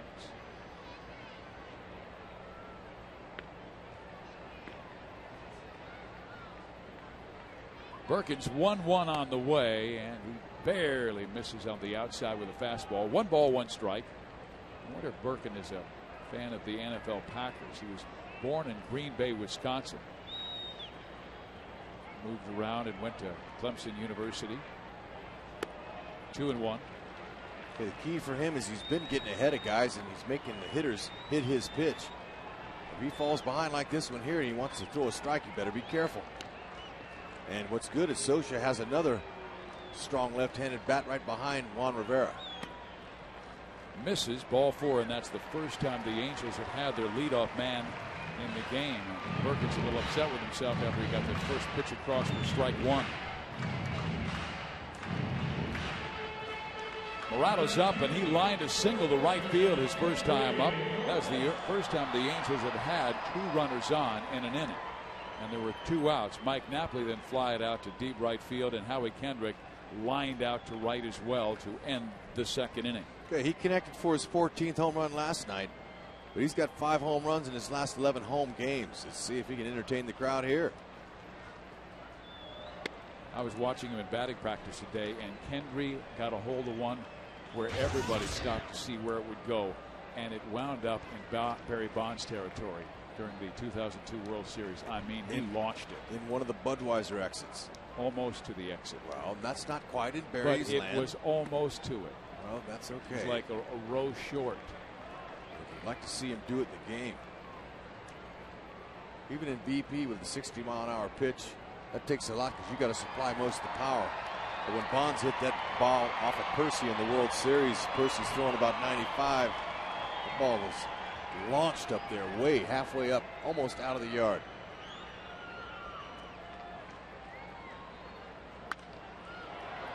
Popped up, left side, Luke Scott.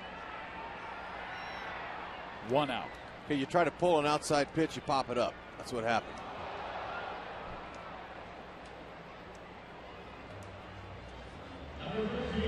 Angels unable to come up with a big hit so far, and we're in the 4th inning. Halos are 0 for 2 with runners in scoring position, and Jason Birkin, a 25-year-old rookie, making just his 7th big league start, 8th career start, excuse me.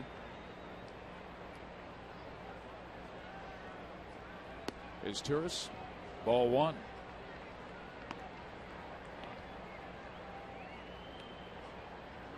Pitching has been the trouble for Baltimore this year. They came in 13th in the American League in earned run average at 4.99, just a click under 5. A 2-0 count to Meiser. That's an A. And where is that floating? They got a little bubble machine out there. Send them somewhere, or they were before the game. I'm sure they're not now, but that A is hovering over the pitcher's mound right now. Into the first baseman, Wigginton. They've got one, and they've got two. A double play, and Jason Birkin living right. Nice footwork.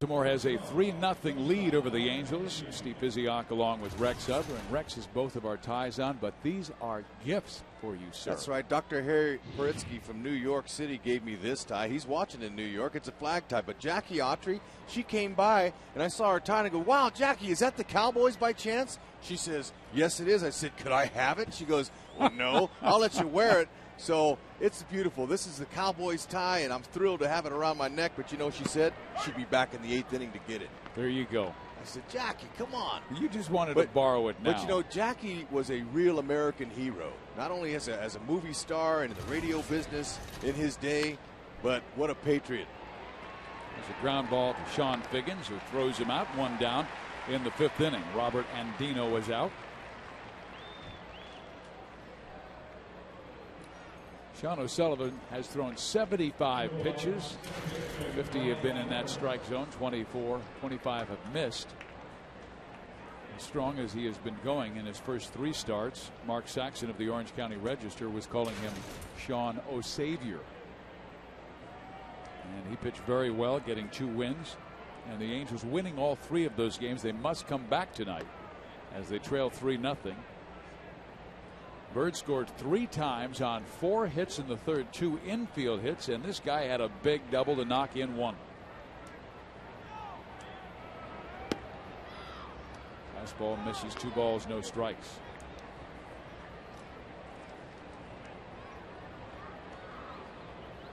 Okay, with his speed, he didn't have to hit anything too far to the right or left of a fielder, and he's taken 2. There's another one if it stays. And that will be a ground rule double for Brian Roberts. And with 1 out in the 5th inning. I was just going to say he's a doubles hitting machine. But that was a clean double. He's got 27 doubles now. Yeah, he didn't have to challenge it and get his double with his legs. He got that cleanly. Well, he has more doubles since 2004 than any player in the major leagues. Wow, pretty good company.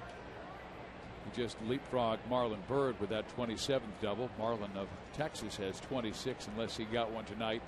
He may have, because the Rangers are piling it up on Tampa Bay. They lead 10-4 top of the 8th inning. Adam Jones the batter.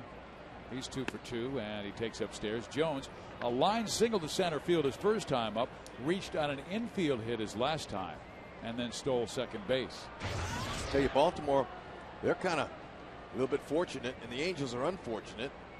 Because Birkin, he escaped a couple innings here. That ball lined to left field for a knock.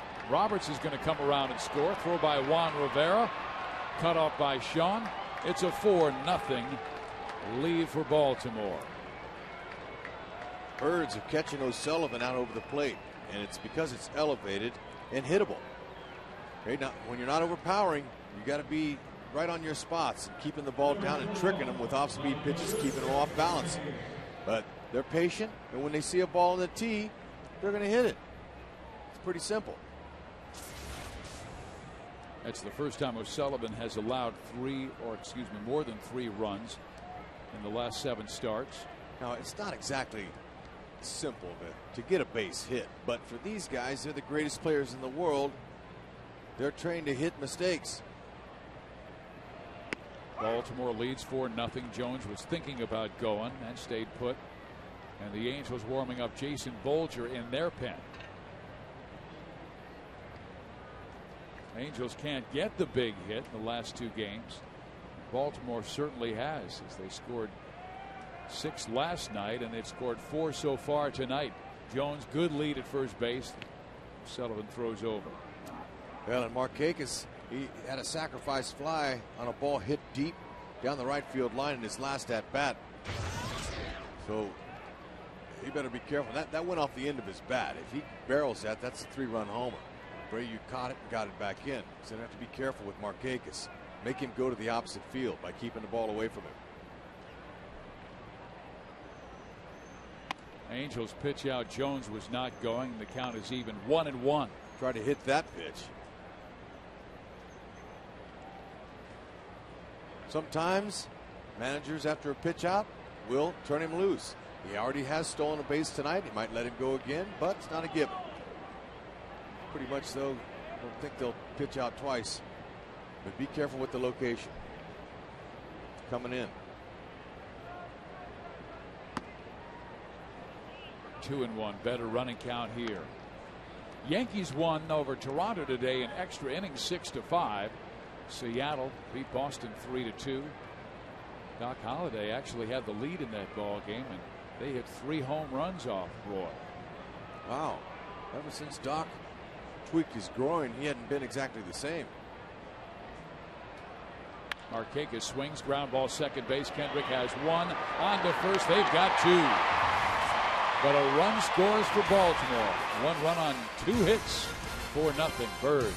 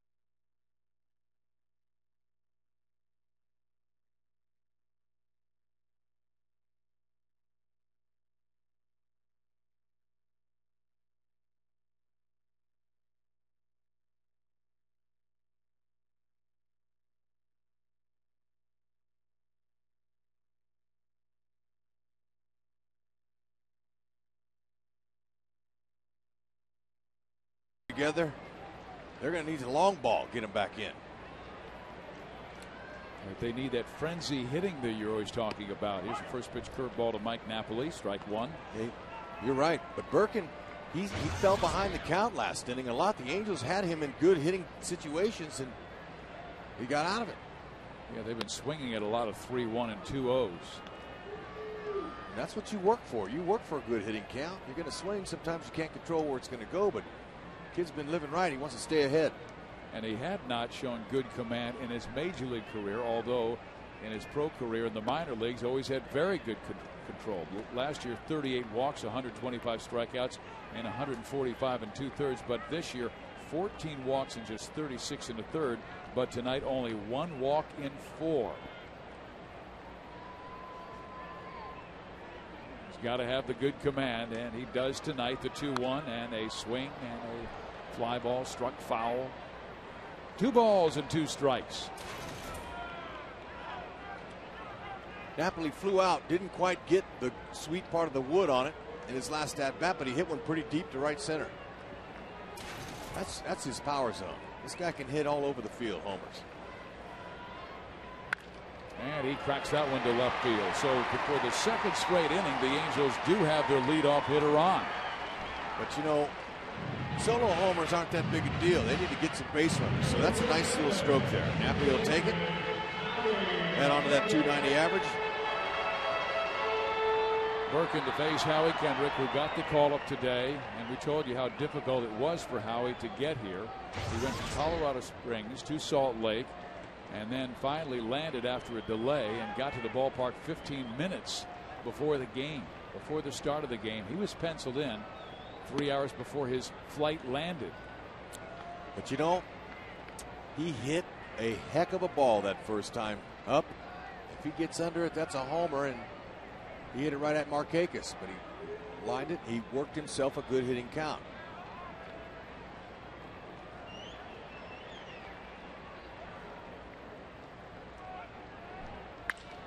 Base hit right field, so Kendrick is on. Napoli turns, holds at second base. Yeah, they're going to be a little bit careful rounding that base over there because of Markakis' strong throwing arm, but hitman Howie, he comes through with a knock there. That's a nice stroke. Same swing as before, except he got this one on the ground. He's an inside-out hitter and a good one, but that's out over the plate. Doesn't like to pull the ball, but we have seen him earlier this season. We had 4 home runs. About 3 of those were pulled shots down the left field line. So he will pull, but he prefers to go inside out. Now the Angels got a little something going. You might see if Sean Figgins might try to bunt him and move him along, or Socia might trust the fact that he doesn't hit into too many double plays to take a hack at him. 2 on, nobody out, 5th inning. Angels' greatest threat of the night. They really want to come through here. They're hitting .281 with runners in scoring position. Ball 1. You know, the late arrival by Howie Kendrick reminded me of the game that we did when Brian Roberts was getting a phone call at 3 a.m. Took an 8 o'clock flight, finally got here at 3 o'clock in the afternoon, and later hit a game-winning grand slam against Troy Percival. There's a ground ball struck to second base. They've got one. He's off the bag. The bases are loaded. Oh, man. He pulled his foot, but Howie slid into left field. I don't think he saw the call by Bill Hahn. And he wanted to get back on that base because the Angels, they'll take that one. There's a little break. Now Tremblay's going to go out and argue that call, but I think Bill Hahn made the right call. Because that flip, backhand flip, was not a good one by Roberts. That pulled him off. That's what he's saying. Look, he pulled him off the base. There's really no argument here, Dave. That's what he's saying. So look at Dave. Look at that look he's giving him. He'd like to pull his mustache hairs off, but he don't want to now because that'll get him kicked out of the game and suspended. But watch this now. See, you got to have some good balance there. When you flip that ball, you want to follow it, but he held on a little bit too long, and he's way off the base. Now watch how he slides. Okay, he says he's safe. Now Howie doesn't see the safe call. He hears the crowd, and he goes back to the base before they tag him out. So there's a break. Now the Angels want to capitalize. But that's what speed does. Mike Socia let Sean swing the bat, thinking he wouldn't hit into a double play, but Roberts says, oh, if we're going to get this guy, we got to hurry. So he rushed the throw, and that's what speed does. Now the Angels must capitalize. Not if they can, they must. Right here to get back in this game, there's nobody out. Thursday's hero is stepping up. Bobby Abreu belted 2 home runs, a 3-run shot that lifted the Angels to the victory. And here he is in the 5th inning. Napoli at third, Kendrick second, Sean Figgins at first base, reaching on the fielder's choice. That's got to be an error on Roberts, too.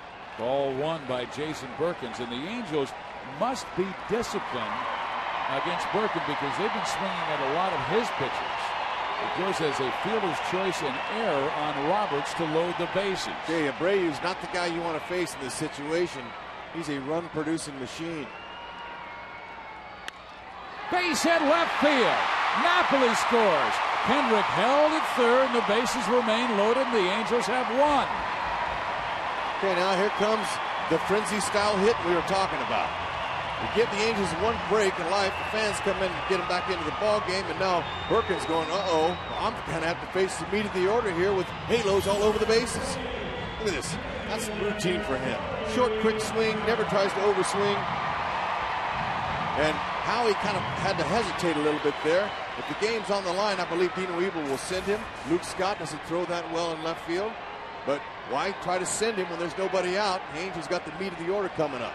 Now, Tremblay, I don't know if he's going to make a pitching change, but he's taking a slow walk out. Normally, when he wants a change, he'll point right away when he comes out of the dugout, but he hasn't pointed yet. Yeah, he points like he's making a salute. And he just pointed to the bullpen. And there's the young right-hander who's been warming up, Matt Albers. We'll tell you about him when we come back.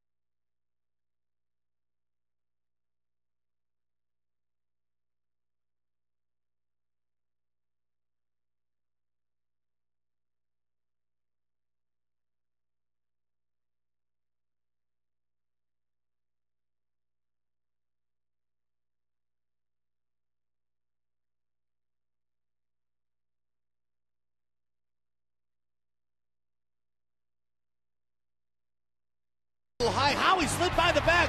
Get back on the base, Howie. That right there helped the Angels get back inside the box. Of course, Jack lives inside the box, but right now Torrey Hunter wants to hit one out of the yard for a salami. Jason Birkin, he went 4+ innings. Did not get an out here in the 5th inning, but deserved to get one on the flip by Ryan Roberts, the second baseman, which resulted in an error that loaded the bases. Now coming out of the pen, Matt Alberts, 3.41 ERA, but he's been even better of late. He's been charged with just 1 run in one of his last 11 outings since June 5th, posting an 0.06 earned run average. That's 1 earned run in 15 innings. So they're bringing a hot pitcher out to face Torrey Hunter. And Dave Tremblay, he wanted to change it up a little bit. Now, I think Birkin's probably saying, man, I'd like the chance to work through that, but he says, nuh-uh, we're giving these halos a different look. Sinking fastball, curve, and a change.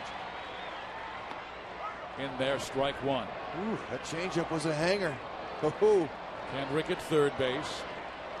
Figgins second base. Abreu first base. A gapper could score all 3 with speed on.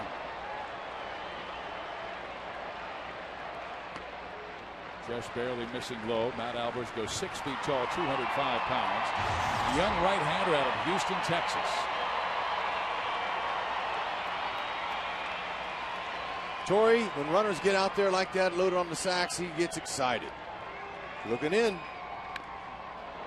Good. He's down in the count 1-2. Good pitch. Just got in enough to tie up Howie. And Albers has struck out 23 batters in 31 2/3 innings. Torrey's got 10 grand slams in his career. I'd love to see 11. But 1-2 count. Albert's probably going to use that curveball down and away or mix in the sinker away. Nothing too good. Slow roller coming to third. Mora has only played first base. The runners advance, scoring from third Kendrick, and the Angels have cut Baltimore's lead in half. Okay, not hit hard enough to roll a pair, but that'll work. I'll give him another run in the inning.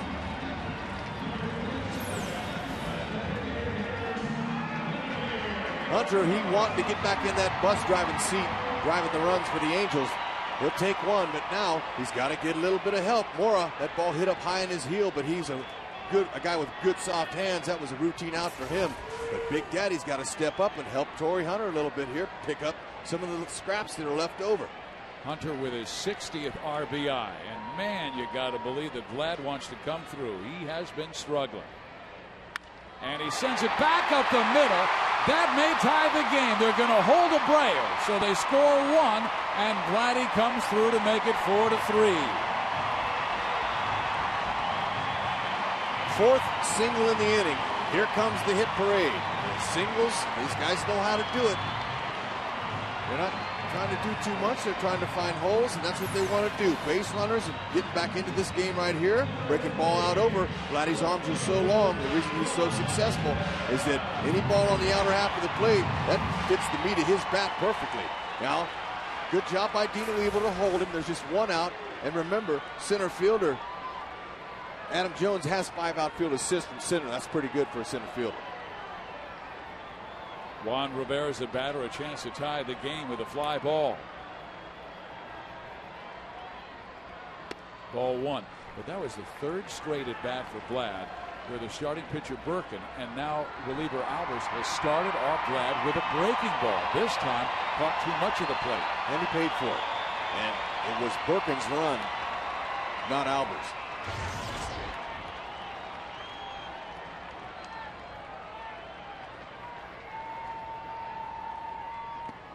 Juan chases a bad ball. It's 1-1. To stay away from the strikeout, somehow get that man home from third, lock this game up, make it a new ball game at the Big A. A packed house on hand. A patriotic series between the Angels and Orioles around Independence Day. Fans flock this place, nearly sell out material almost every game here. They love it. Slow roller to short. They've got one, and they will get the inning-ending double play. But the Angels score 3 times on 4 hits.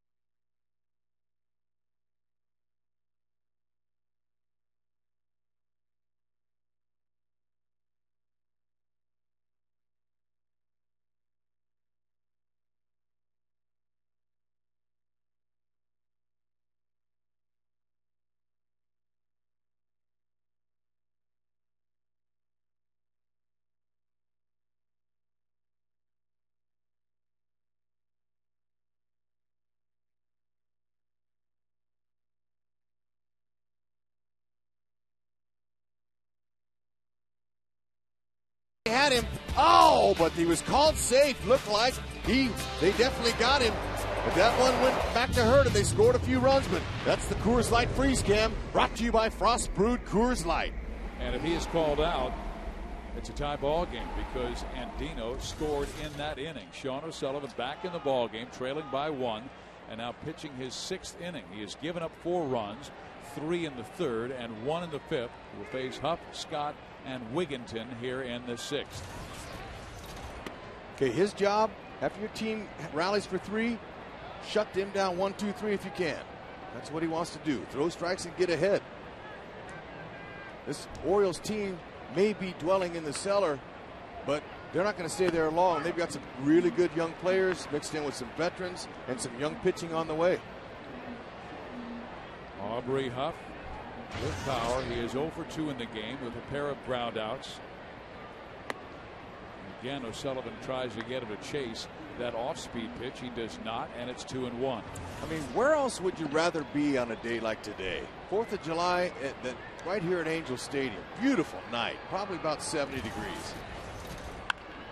That ball roped to right field, and I'll be honest with you, Sean O'Sullivan has given up a few line outs in this ball game. Well, I mean, there have been a few ropes in it.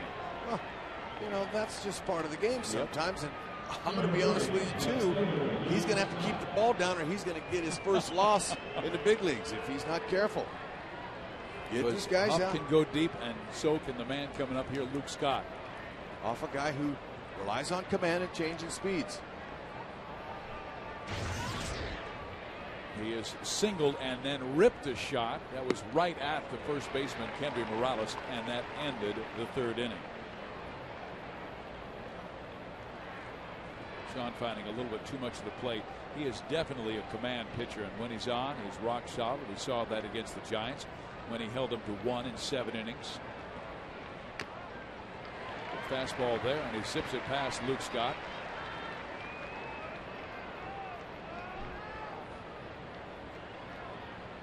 O'Sullivan was the Angels' 3rd-round pick in 2005 out of Valhalla High School in El Cajon, and then went on to Grossmont Junior College. More of a draft and follow guy by the Angels because after his freshman year, just before the amateur draft, he would sign with the Angels. He had signed with San Diego State to leave Grossmont. There's a swing and a miss and a strikeout for Sean. All right. Snuck that one right by him.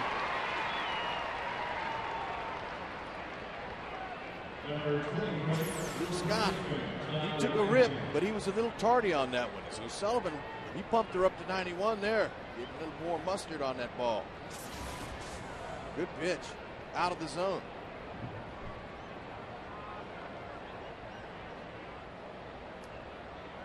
Ty Wigginton 0 for 2, a ground out and a fly out. Ball 1. But this is what Mike Scioscia does like about O'Sullivan, the fact that sometimes when he doesn't have his best command or best stuff, he will still grind through and keep the club in the game, and that's what he's done here. Line drive, and Juan Rivera won't reach that one. It's up against the wall, and racing for second is Wigginton. He will hold there with a 2-out double. Now this is where he has to really bow his neck and say, you're not going to score off me. I haven't heard that phrase or that term in a long time. Bow your neck, son. You hear that a lot from dugouts when you're talking to a pitcher. That means let's go toughen up a little bit now. But Scioscia, he may not want to see him finish this one, but he might just be coming out here and have a little chat. But I think he's already made the change. Yep. Angels trail by a run 4-3. O'Sullivan goes 5 2/3. We'll be right back.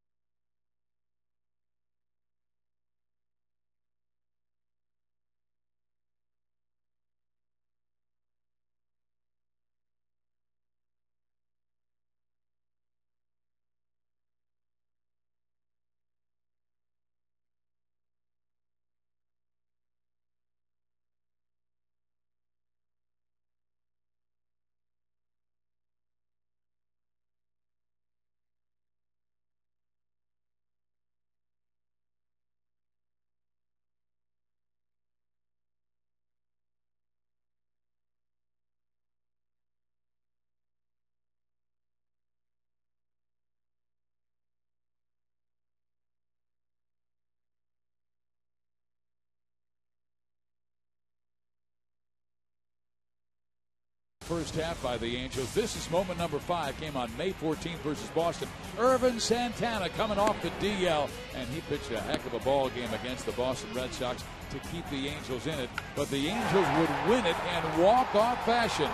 Jeff Mathis with a line single to score Reggie Willits, and the Angels win the ball game, and Mathis is mine.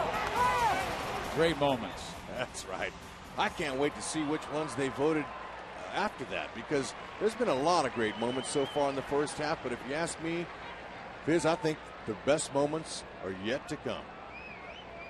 And fans, I'm sure will have a chance to vote for those, but we'll give you the top 4 later this week. Bolger's job, get him out of the inning here. Help out O'Sullivan here. Got a good hard fastball, overhand curve, and a changeup. O'Sullivan cannot win it, but all he cares about is if his team does. And in all 3 of his previous starts, either he has won or the Angels have won. Kept him in it. Angels came back, scored 3 times in the bottom half of the 5th. Batter's a tough hitter in Melvin Moore, who struck out and lined out. Bolger misses outside, 2 balls and no strikes. You know, after his second win against the Rangers, I saw him the next day. I said, "Hey man, nice job. Way to get you your second win." He goes, "Yes, we needed a win." I like that. I said, "Hey, young man, that's a good quote right there. We."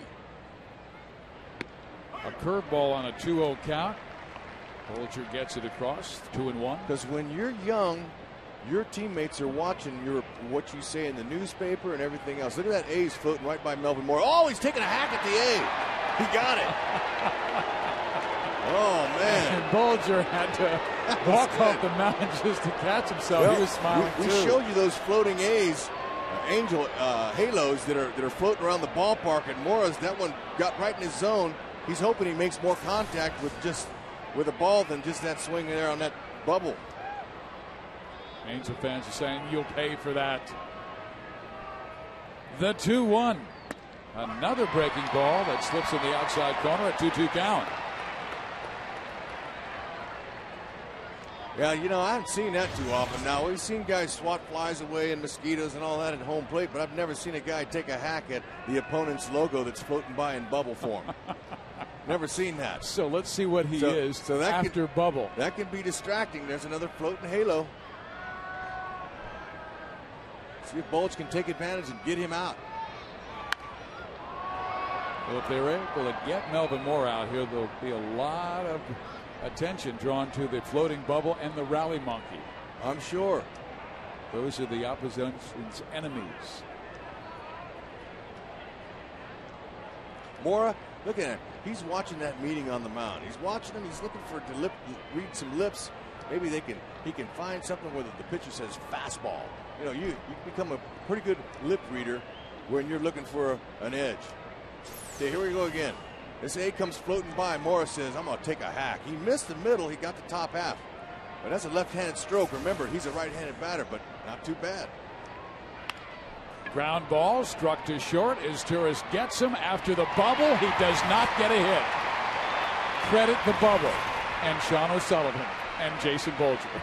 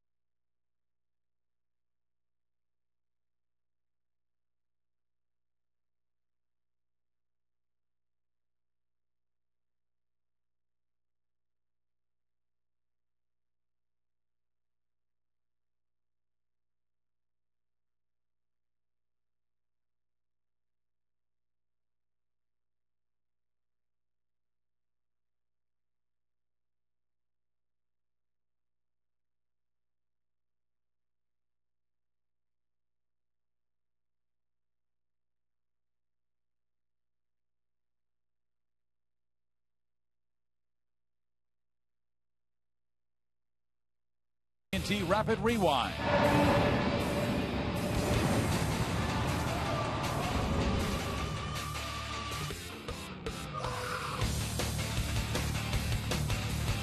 AT&T, the nation's fastest 3G network. AT&T, your world delivered. A C-17 flyover, a patriotic flag that stretched from the left field to the right field, and a patriotic series between the Orioles and Angels. Angels down 4-0, have cut it to 4-3. Henry Morales will lead it off. Morales 1 for 2 with a line single to right and a pop up to left. So Albers wasn't exactly able to stop the bleeding, but he got out of the inning with the lead still. Albers going to sink his fastball about 93. We've seen some curveballs, and he's got a changeup. Does a pretty good job of maintaining his balance. They worked Morales away, and you said he tried to pull the ball, and that's why he popped it up to left. And he needs to trust his hands because he's got plenty of opposite field power. Out of the 14 home runs, we've seen 3 of them go to the opposite field. They continue to work him away and missing. It's a 2-1 count on the breaking ball from Matt Albers. Left-handers hitting .320 against Matt. Right-handers .271. Albers came on, gave up a ground out. They scored a run in the 5th, and then the line single by Vlad Guerrero that made it a 4-3 ball game. But Rivera hit into it 6-4-3 inning-ending double play. Outside. Kendry blasted his 14th last night, and all 14 have come from this side of the plate. He now has a 9-game hit streak going, hitting over .370 in that span. Besides hitting that sinking fastball and the curveball, Albers is throwing a lot of arms and legs at you. And he's keeping it down. See how that arm comes back around his body and then flings out over after to follow his leg. Sometimes those guys do that. They just kind of throw off and make them deceptive to the hitter. Count full. The Angels have had their leadoff man on in the last 2 innings. They'd love to start well with Morales somehow reaching.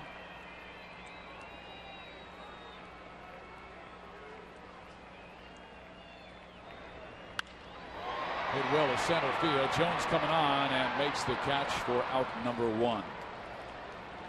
Hey fans, the Angels host the Texas Rangers on Tuesday, July 7th, and all fans in attendance will receive a free Angels military-style hat courtesy of Walt Disney's G-Force. This green hat has a distressed bill with Angels Club lettering across the front. Just log on to angelsbaseball.com to purchase your tickets today. Good-looking cap. And again, fans, we're asking you to wear red that entire Texas series. Rangers just blasted Tampa Bay today. 12-4 the final score. Rangers have now won 4 straight, the last 2 against the Halos, and the first 2 against the Rays.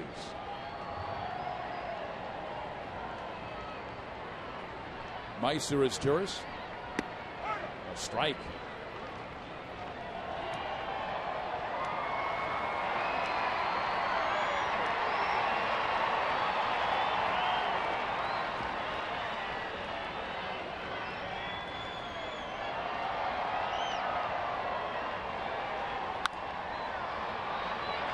The air left side. Will Luke Scott get there in time? Nope. Good try. Meiser Asturis, he's going to live for another pitch. And Mighty Meiser, he's been hitting .395 over his last 10 games. I mean, he's hot. You can't take him out of the lineup. Even though Howie came back, so Soch took the advantage of that and said, I'll give Ibar a rest. Good try by Luke Scott. Well, that ball struck Luke right in that right foot. He's iron though.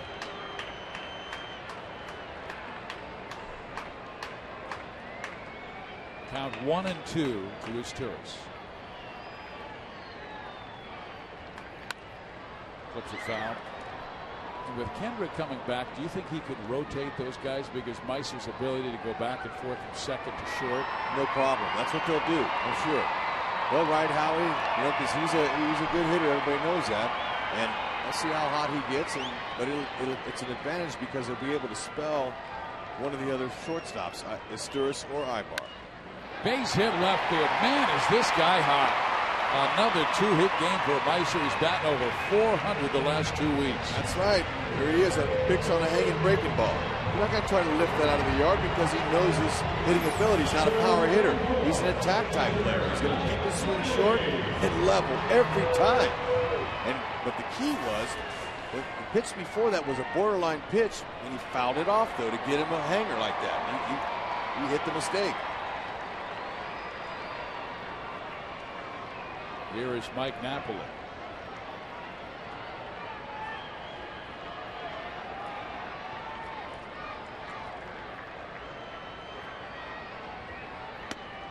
In there with a strike. Do you think if Kendrick gets it going, and I'm talking strictly potential here, the Angels have a chance to be a dynamic bottom of the order team with Asturias, Napoli, and Kendrick? Very 7, 8, 9. Oh man, I'm telling you, that's a good bottom third. Guys that can make some contact mixed in with some power, and Napoli, they want to see it right here to take the lead. And Kendrick really hasn't been a home run hitter in his past, but he has been an extra base guy. A lot of doubles, a lot of triples. And he was hitting third when he was at Salt Lake. And he's got 4 home runs this year, so he doesn't have the ability. Fans trying to help the Halos get back in it here.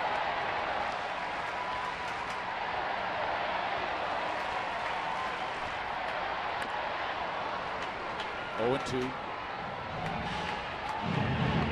Napoli was up in that 9th inning last night, coming on to face the left-hander George Sherrill, and hit a sharp shot to the third baseman Melvin Moore, who turned it into a 5-4-3 game-ending double play. Mike would like to get one airborne here.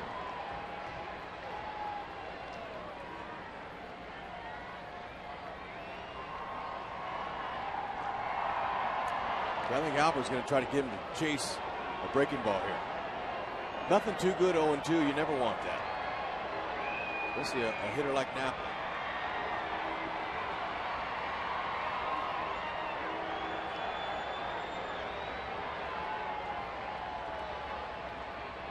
Asturias has 7 stolen bases on the year. So just the fact that he can steal a base, he doesn't necessarily have to go in order to get Napoli a good pitch. But right here, the way Zahn's setting up, doesn't look like he wants to waste one. Zahn's sitting up right in the middle of the plate.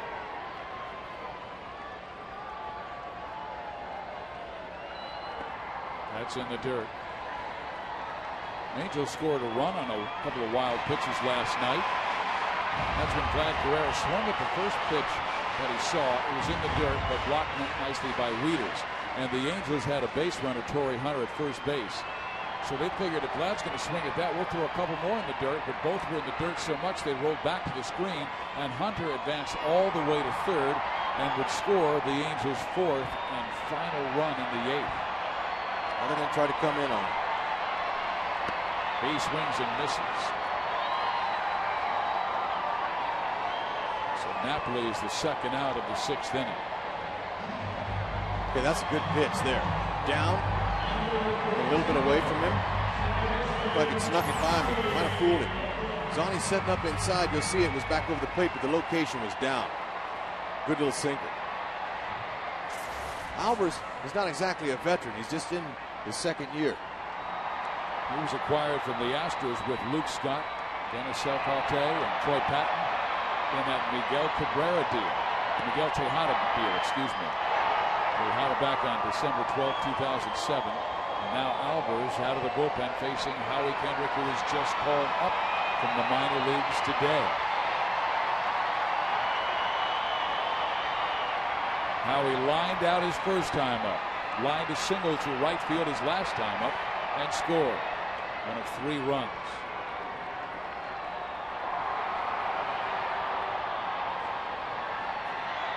Think Asturias is going?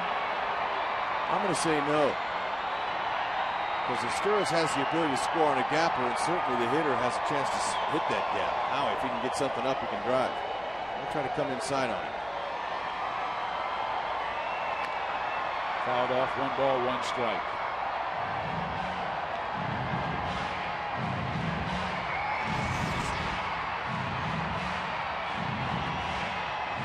He was sent out June 11th after the Angels were knocked around by the Tampa Bay Rays. And I had just done a pregame interview with Kendrick the day before, and we were talking about the challenges of baseball and also the emotion of fear. And that pitch is down low, and Howie was the one who brought it up, and he said Torrey Hunter and Bobby Abreu have all talked to him about, hey, we have been where you are now, and you just have to fight your way through it. It's that line, courage isn't the absence of fear, it's moving on in spite of the fear. And Hunter then went and said to Howie, and you're a way better hitter than I am. There's the pitch, fouled off. But that's potential. Yep, Meister was moving that time.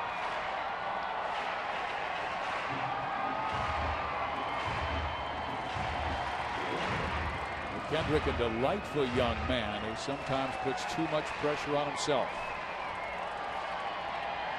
but has great hand-eye coordination and the ability to square up a baseball as well as any Angel.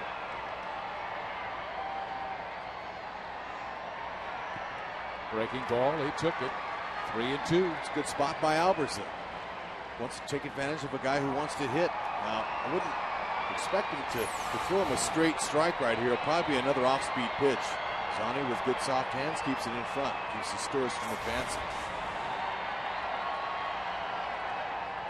With Sean Figgins on deck, it'd be wise to try to get him to swing out of the zone.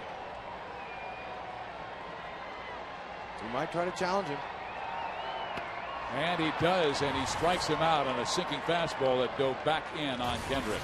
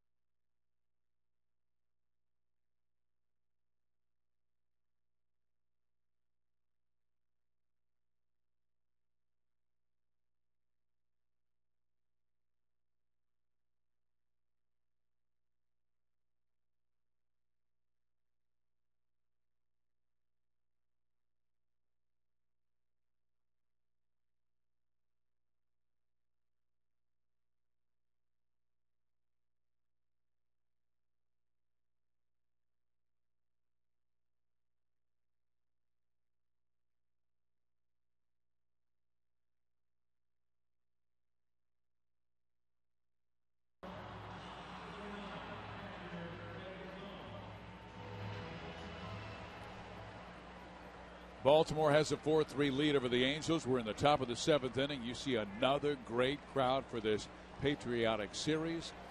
Baltimore and the Angels. And here we go in the 7th inning, and Jason Bolger will come out. Was able to get more on a big out with a runner in scoring position in the 6th inning. Now we'll face Greg Zaun.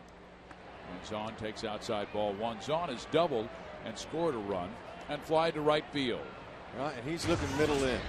His 1 or 2 starts a week, maybe more like 1. He's looking to do some damage. He's got pretty good pull power.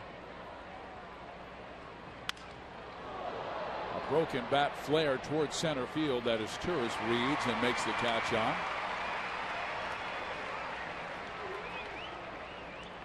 Hey fans, Angels baseball wants to give you a chance to sit in the Chevy suite seats located in the field next to third base, and a chance to win the all-new Chevy Camaro. Text Camaro to 31826 or go to angelsbaseball.com/Camaro for details and official rules. Sit in the Chevy suite seats and get a chance to win a sweet ride. Text Camaro to 31826 now. Standard rates apply. Chevy, the official ride of Angels baseball. Robert Andino, the batter. He's 1 for 2. Should be 2 for 2, but that close play at first base went his way, and a replay showed he was out.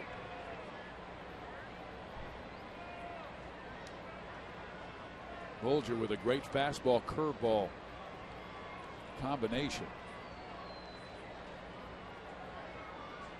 Comes back with the hook and strikes him out.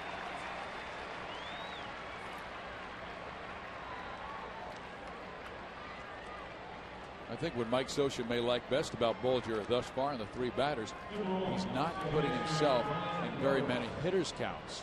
He's putting the hitters on the defensive. That's what you do, get ahead. Now, last night the bullpen looked good. Saw Palmer and Jepson come in. They pitched very good. Scoreless baseball. So, and that has been getting better.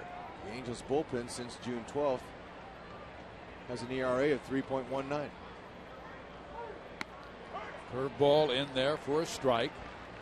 Brian Roberts has been on twice with a pair of doubles, scored 2 runs. He's also driven in a run. Bolger gets that first pitch curveball across.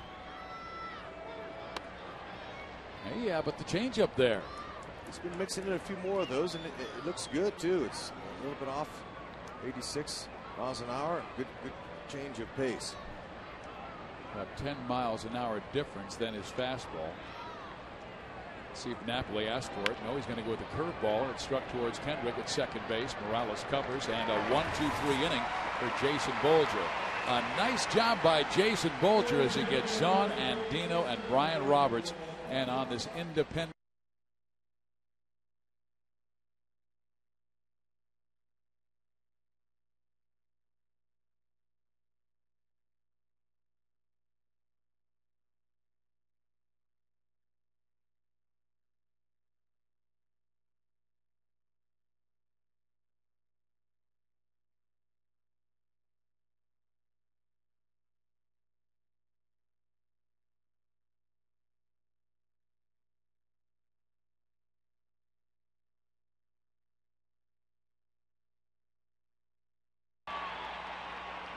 Ladies and gentlemen, to perform God Bless America, please welcome back Mr. Michael Johns.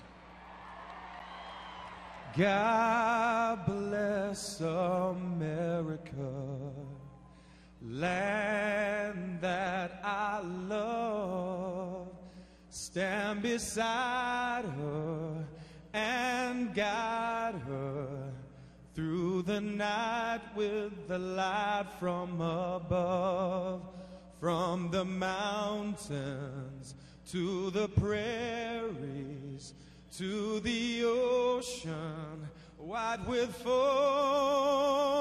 God bless America, my home, sweet home.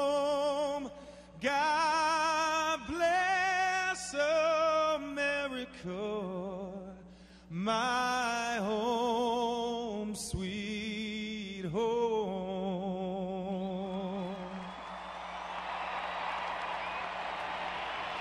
All right. This is huge.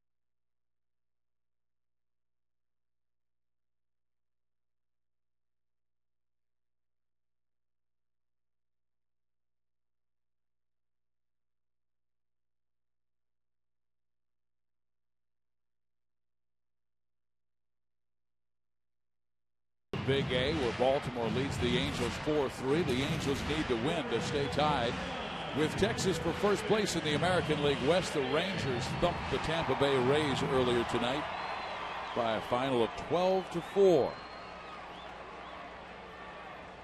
New pitcher comes on, Danny Baez, 31-year-old right-hander out of Cuba.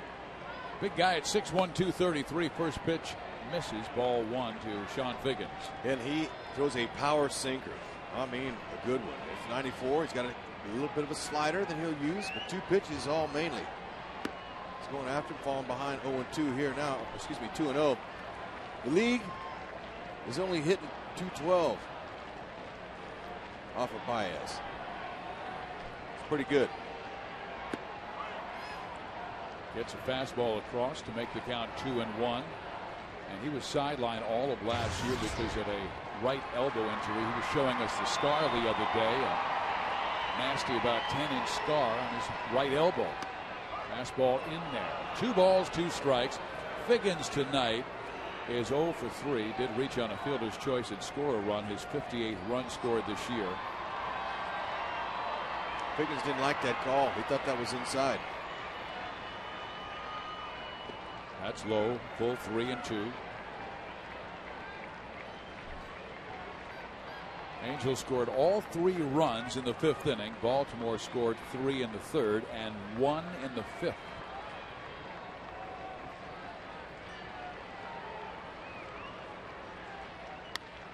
Challenged him, and Sean got a hold of that inside fastball and hit it far, but well fouled.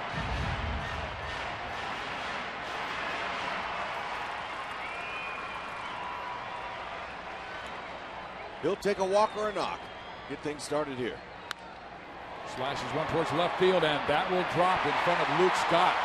So he does take the knock instead of the walk.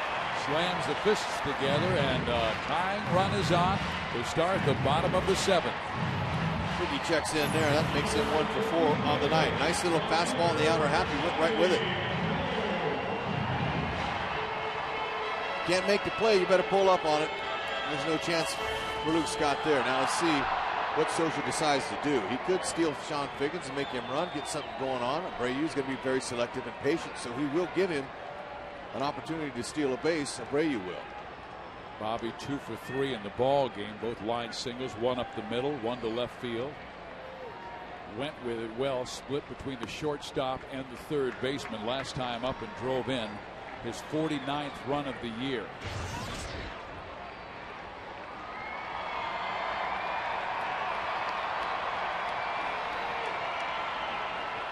Last year, Abreu drove in 100.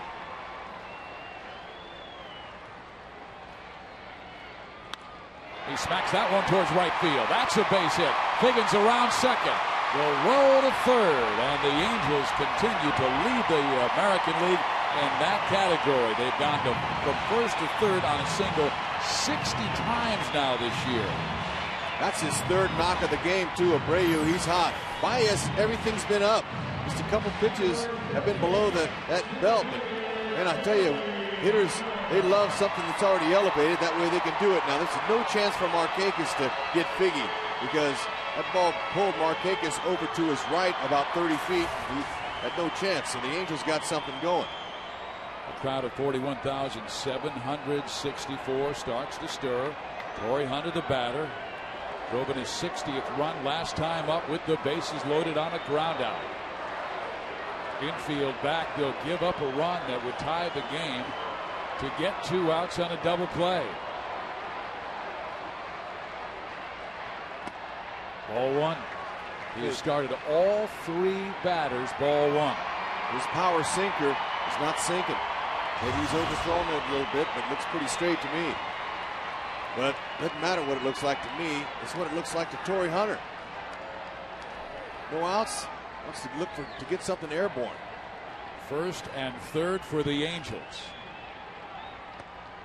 Ball 2. What's Hunter looking for here? Dead red. Something belt high. They'll use the whole part of the field. Doesn't necessarily like to pull them out of the hole. We've seen him hit home runs to the right field side too, even over that wall and right here. on a 2-0 count, would you swing at anything outside corner? Yeah. Well, it just depends if that's what he's looking for. He's looking probably middle in, something that he can get a hold of and pull. That's his main strength. He got a middle in, and he fouled it straight back. Just missed his pitch, but still in a good hitting count. It's not about the long swing, it's about the quick hands, and he just got under that a little bit. It's not about that long looping swing. That's not where you get your power. It's just the bat speed you can take from your shoulder right to the zone.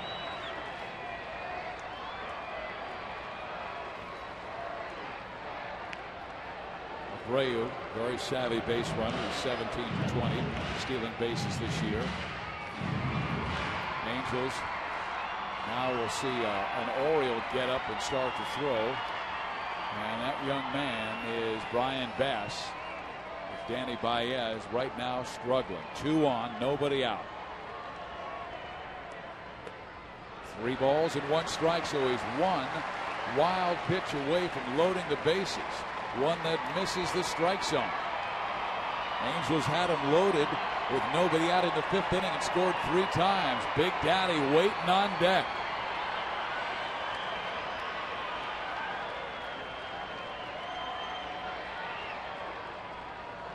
Mora tried to sneak in there behind Figgins.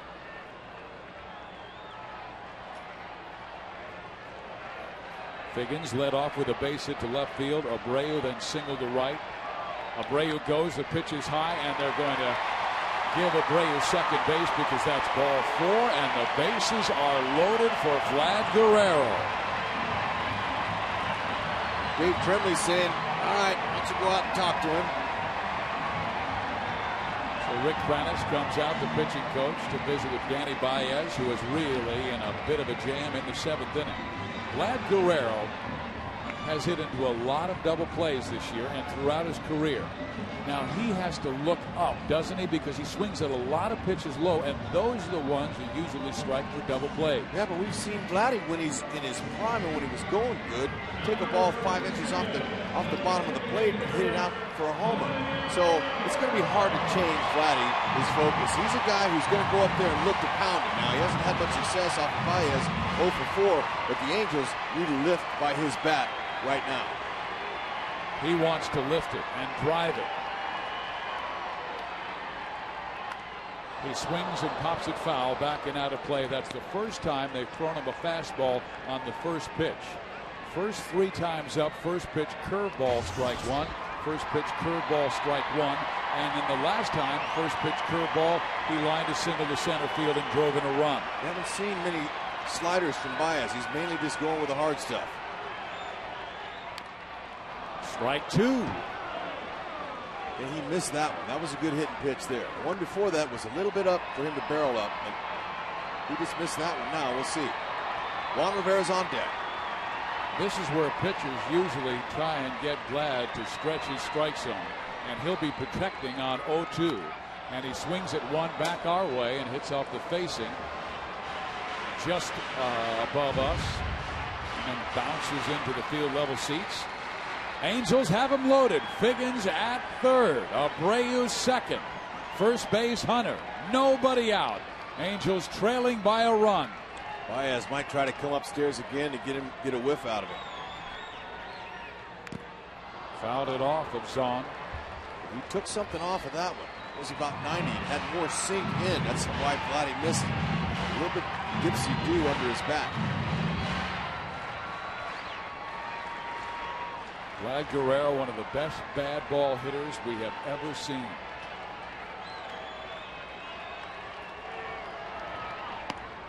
Well, he didn't chase that one. Didn't mean he didn't want to. But he's still looking anywhere out there. Now the ball's down low, or the double play balls. If Baez and Zahn are thinking all right, they'll try to keep something down low. And Vladdy will lean out and they'll get a run, but they want outs. Right at the shortstop. A 6, a 4, a 3 double play. Figgins scores the tying run. Brand new ball game. Locked up at 4. But certainly Angels wanted more than that with nobody out and the bases full. Yep, good job by Baez. Came back down in the zone. and got what they were hoping for. Now a clutch 2-out hit will give the Halos the lead, and this guy's pretty good at those. Juan Rivera now has a runner at third base and Bobby Abreu. Rivera tonight has struck out looking, walked, and hit into an inning-ending 6-4-3 double play, and that's when the Angels had the tying run at third base and a runner at first base back in the 5th inning.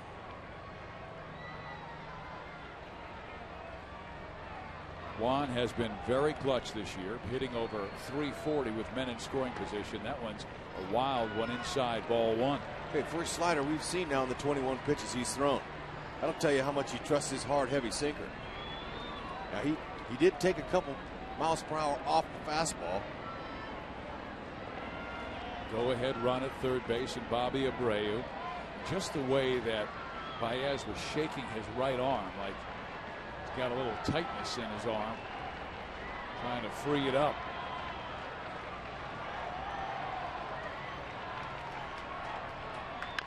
Juan chops one foul, and the count evens at 1 ball, 1 strike. Yesterday around the batting cage, Baez came up to me, shook his hand, said, "Hey, how you doing?" And John Shelby was there, and John Shelby says that Baez, the guy he eats like all the time. He eats a lot too, and Shelby said that that's the reason that Cesar Asturis busted his gut with the appendix, because he'd been going to eat breakfast with him, lunch and dinner, and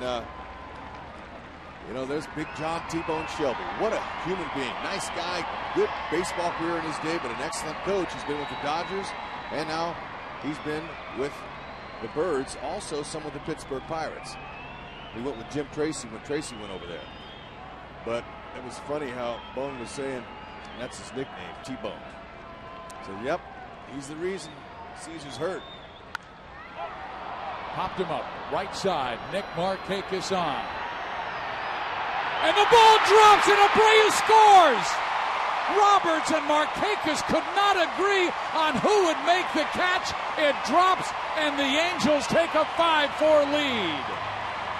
Wow, you would think that that's a routine out, and Baez is going, man, I was out of the inning. And Juan Rivera, he'll take that base hit and ribby. Ooh, man. Ball hung in the air too far now. See, outfit, you're Markakis, you want to take control of that.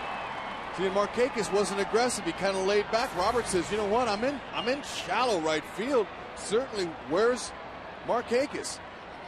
So the Angels have rallied from a 4-0 deficit. Sean O'Sullivan off the hook. And now the Angels could win this ball game, and O'Sullivan would have a team victory in every single appearance he's made. That's why they have the term spit in the hook.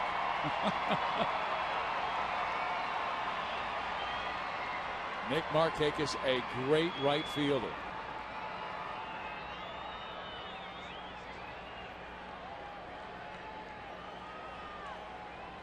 Now you give the Angels an extra out like that with a home run hitter here, it could really hurt. Morales with 14. Angels have been a power hitting team lately, 33 their last 20 games, and they're due. They have not homered tonight. Morales belted his 14th last night.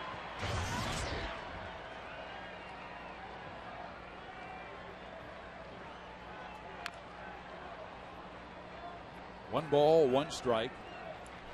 We're in the 7th inning. The Angels roared back from a 4-0 deficit as Baltimore scored 3 runs in the 3rd, 1 in the 5th. The Angels scored 3 times in the 5th inning with big hits coming from Bobby Abreu and Vladimir Guerrero. In this inning, a missed play in right field allowed the Angels to break a 4-4 tie.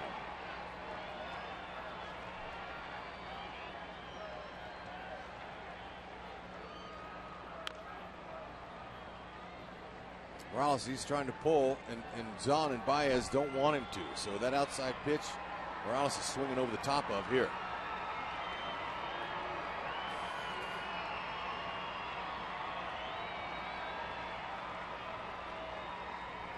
Those are the guys that got it started. Sean Figgins led off with a base hit to left. Abreu with a base hit to right. Figgins went all the way to third. A walk to Hunter. Loaded him up.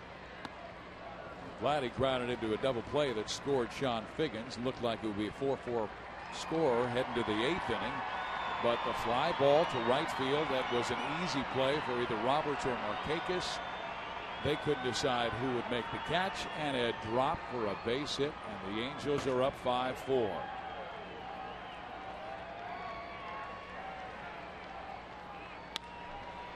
He rolls it to Melvin Mora, and Mora throws out Kendry Morales, but the damage has been done. The Angels score the tying run, and Markakis can't make the play with Roberts.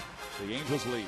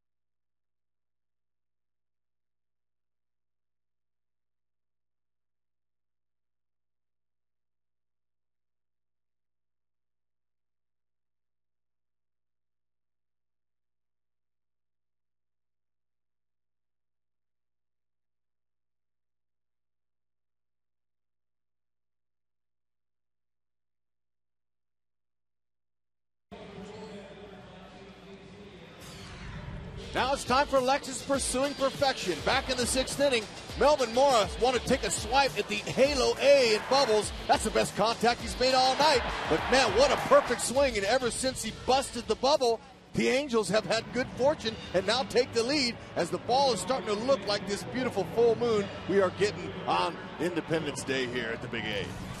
What a shot. Man, you can see every single crater on that baby. What a good swing. Now Oliver tonight becomes the 8th inning man. Scioscia's been looking for an 8th inning man. You wonder if they'll be out there searching the waiver wire or even any kind of acquisitions they might be able to fill a spot like that with a veteran type pitcher. But Oliver certainly can do it. Look at that nice ERA.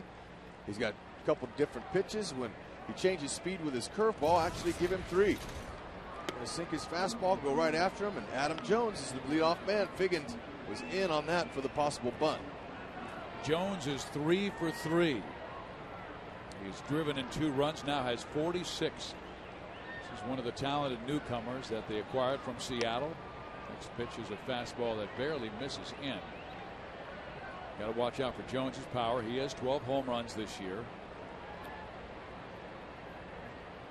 He'll be the only right-hander out to face, and he gets a strike across. So we'd love to keep Jones a speedy guy off the bases, and then he's got a lefty Markakis, a lefty Huck, and a lefty Scott.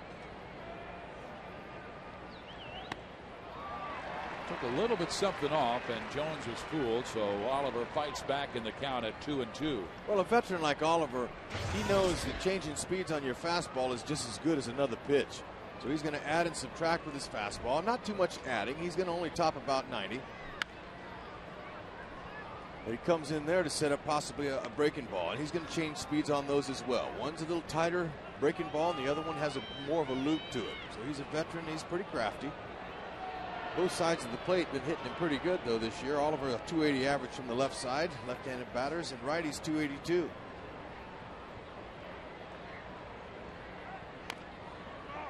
Oh, he hit that one right off of his foot. That's painful. So Jones goes down in a heap at home plate.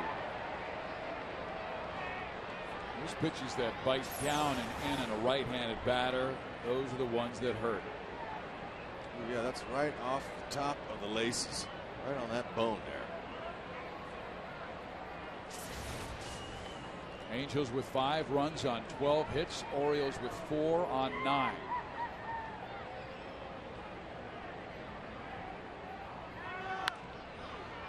A little something off that time at 87 miles an hour, and Adam tried to slow his swing up, just knocks it foul.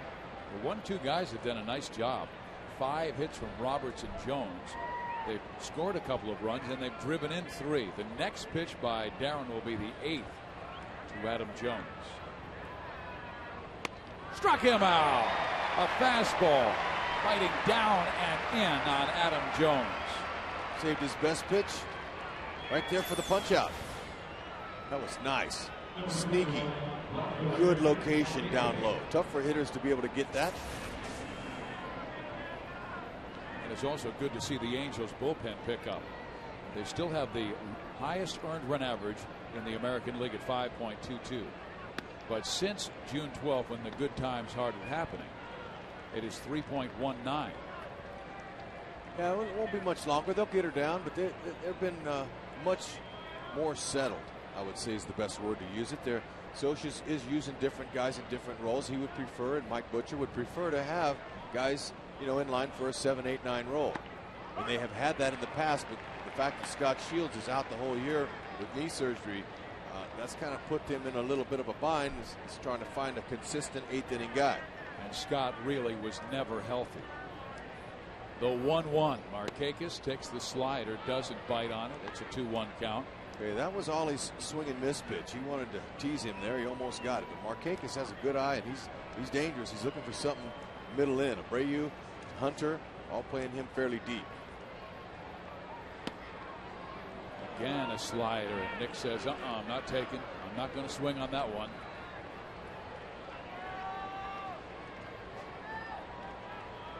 He might be waiting for Oliver to get frustrated in the fact that he's not swinging at the slider.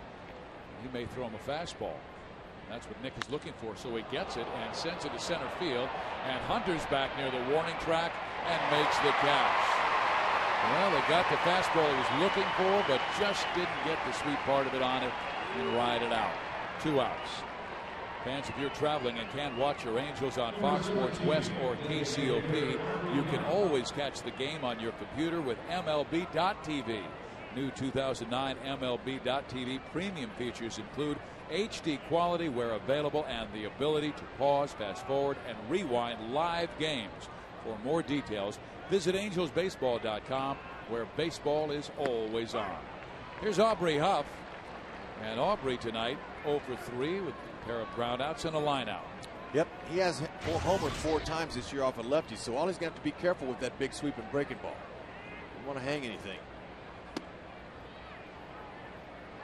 Fizz, I know you enjoy good food, but how about the sushi we had tonight? Toro Sushi is outstanding. They've got a setup down at the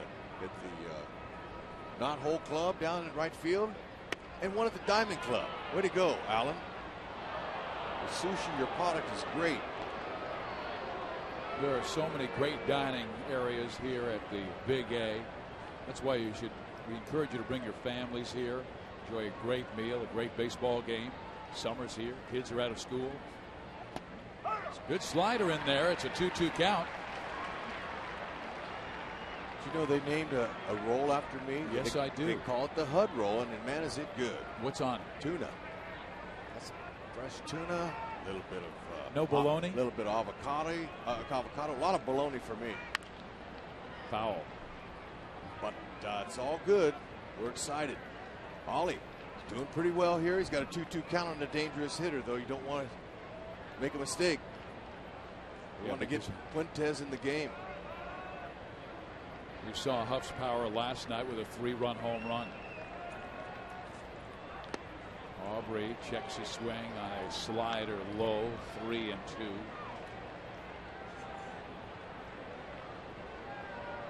He may throw that pitch again. Luke Scott, dangerous batter, waiting on deck, but Oliver doesn't want to give in. Comes with the slow hook and strikes him out looking. Great job by Oliver in the 8th.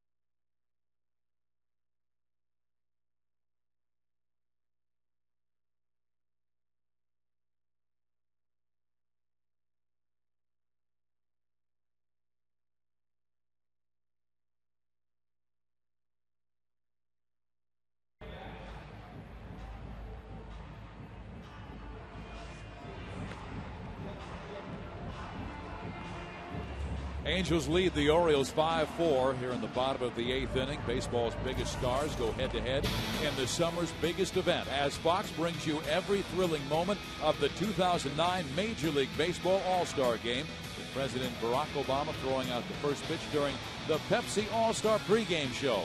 Coverage begins Tuesday, July 14th, live from St. Louis at 8 o'clock Eastern, 5 Pacific, only on Fox.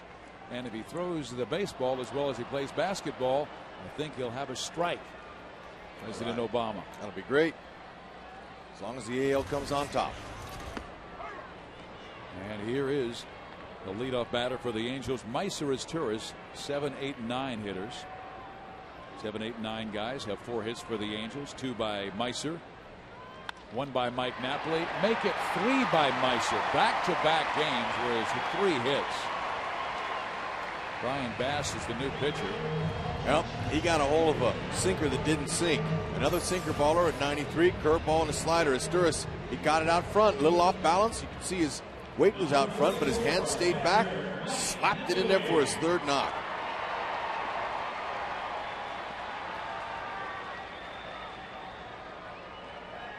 Speed at first base. Brian Bass, the new pitcher out of Montgomery, Alabama. 27-year-old right-handers had a pretty good year with a 4-2 mark and a 3.75 ERA. Low. Pitched on Monday against the Boston Red Sox and threw 3 scoreless innings.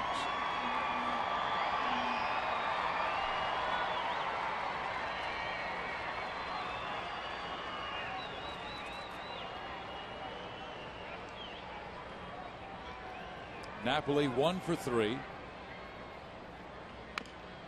He singled and scored one of the 3 runs back in the 5th inning when the Angels rallied from a 4-0 deficit to pull within 1. Then they scored 2 in the 7th to tie it and take the lead. It's like Napoli's pulling off the ball just a little bit. He fouled that off his foot and it didn't feel too good. He masked the pain very well. He's a catcher. Most catchers know how to handle pain.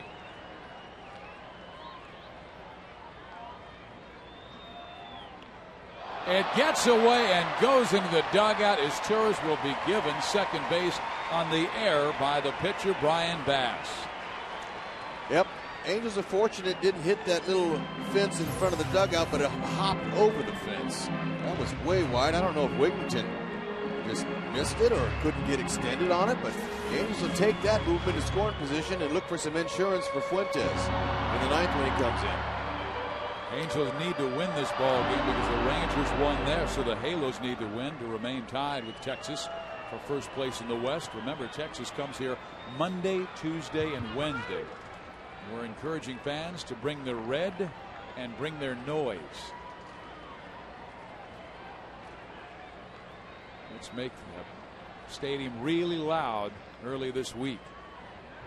What a great homestand. 4 in the Patriotic Series with the Baltimore Orioles, 3 with the team they're competing with in the American League West, the Rangers, and then the New York Yankees. Oh, yeah. That's always a beauty. 1-2.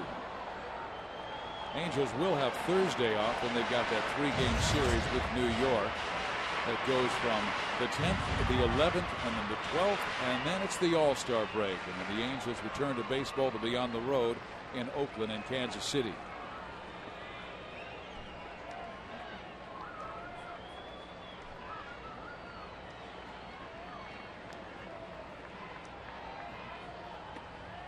Hook misses.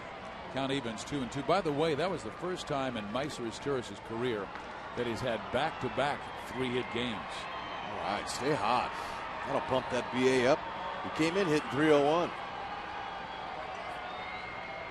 Brian Fuentes getting loose. He's ready to come on for the top of the 9th inning, which will be Scott, Wigington, and Mora.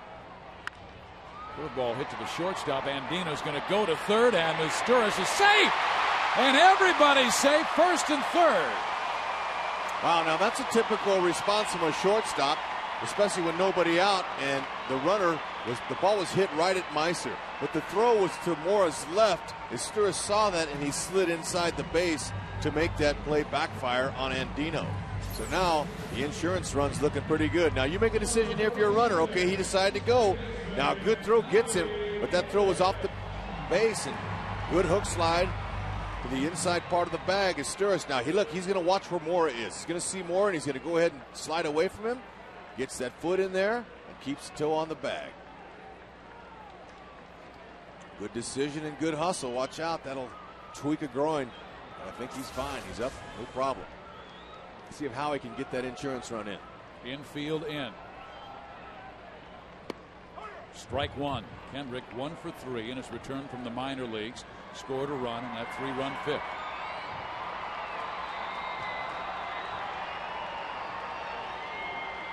Is Turris at third. Napoli first base.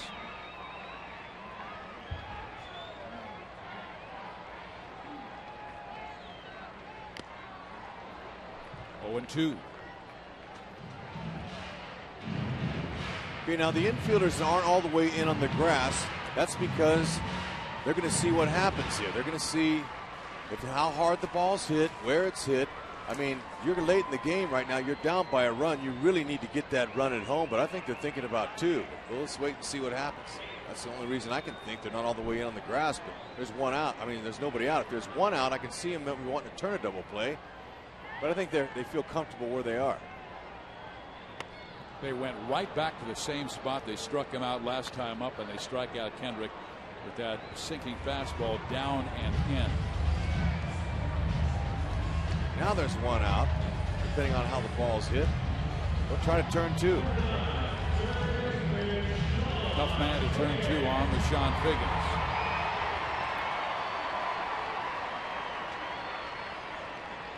If you come inside on Sean, he does have the ability to drive the baseball. He has been showing it this year. Markakis, though, with an excellent arm and right.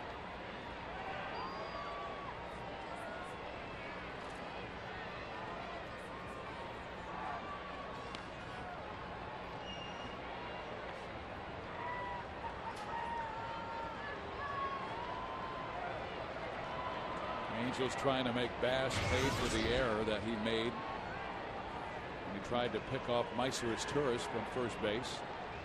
And Robert Andino unsuccessful in getting his Turris at third. First and third, 1 out.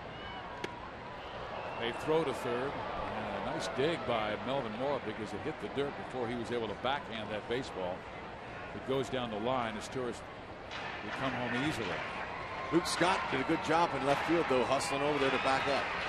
But he is playing Figgy shallow towards the left field line and in.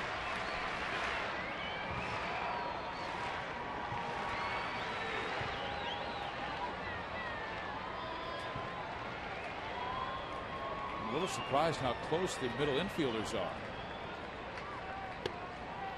I thought they'd back up maybe halfway, Rex, because they've got an opportunity to get a double play. Well, they know Figgins is going to be tough to double. And this late in the ball game, they don't want to give him an extra insurance run, so their main focus is going to be to get his Sturris at the plate on a ball, not hit very hard.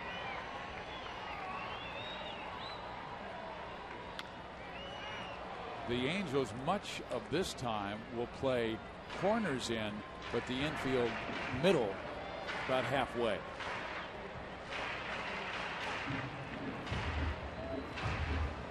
Much room to maneuver to get that inning double play, and you're right, Figgins does run so well. He's a tough man to double. Sean has hit into 4 double plays. He's looking out over, get something airborne, maybe up the middle. How about left center gap? Man, they're covering the line and left. Way outside, 3 balls and 1 strike. I mean, Luke Scott is playing almost no doubles, and they've got, you know that C-17 that flew over here? It could fly. They could park it in between the center fielder and the left fielder. Yeah, that's a big bird right there, no question. Figgy could run for days if he plant one out there with something on it. Down the right field line into the corner is Turris scores. Mike Napoli racing to third. He's held there. A clutch double for Sean Figgins, and the Angels go in front 6-4.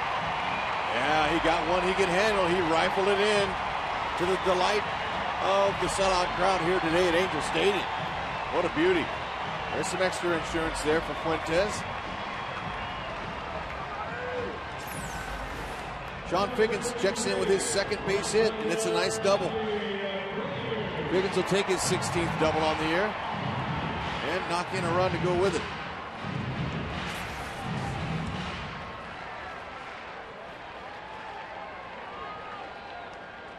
Napoli at third, Figgins at second base. And the batter is Bobby Abreu. They will intentionally walk Bobby to get to Torrey Hunter with the bases loaded. Abreu had a chance for a 4-hit game. He has had 6 3-hit games this year, but not 1 4. They want that double play to be set up with Hunter.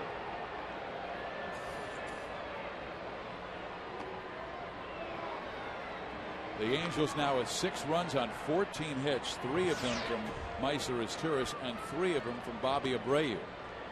So Torrey right here is saying, okay, you want to do that?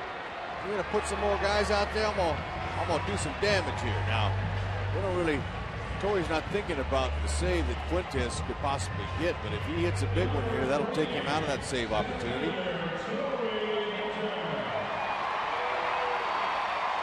Napoli third, Figgins second, Abreu first, 1 out.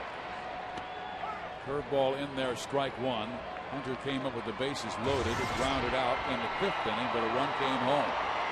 He walked to load the bases, and then his buddy Vlad Guerrero hit into a 6-4-3 double play, which plated a run that tied the game. That's a liner into left. In comes Napoli. In comes Figgins. And the Angels busting this game open. They lead it 8-4. That's it. Torrey Hunter, he says, all right, go ahead and let me take a shot at with the bases loaded. And he delivers. And with that nice shot, that sends Fuentes back to the Angel bullpen on the bench. Spire is the lone remaining reliever that probably will come in. Nice quick swing. That ball's middle in, right where Torrey likes it. And the Angels are finishing off the birds here. Now that Sean Figgins has scored 3 runs, that ties him with Brian Roberts of Baltimore for the most runs scored in the American League. How about that? Sean Figgins with 60 runs scored. He scored 3 runs tonight. And he is at the very top. And there's a guy so deserving of going to his first All-Star game. What a job he's done at third and also as the leadoff man for the Angels. Here's Big Daddy, and he takes inside for a ball. So the 2 relievers that have come in, Baez and now Bass, haven't fared too well. And the Angels bullpen has done a great job. Bolger, a perfect inning and a third. Oh! Vlad Guerrero is this number 3. You bet. A monster.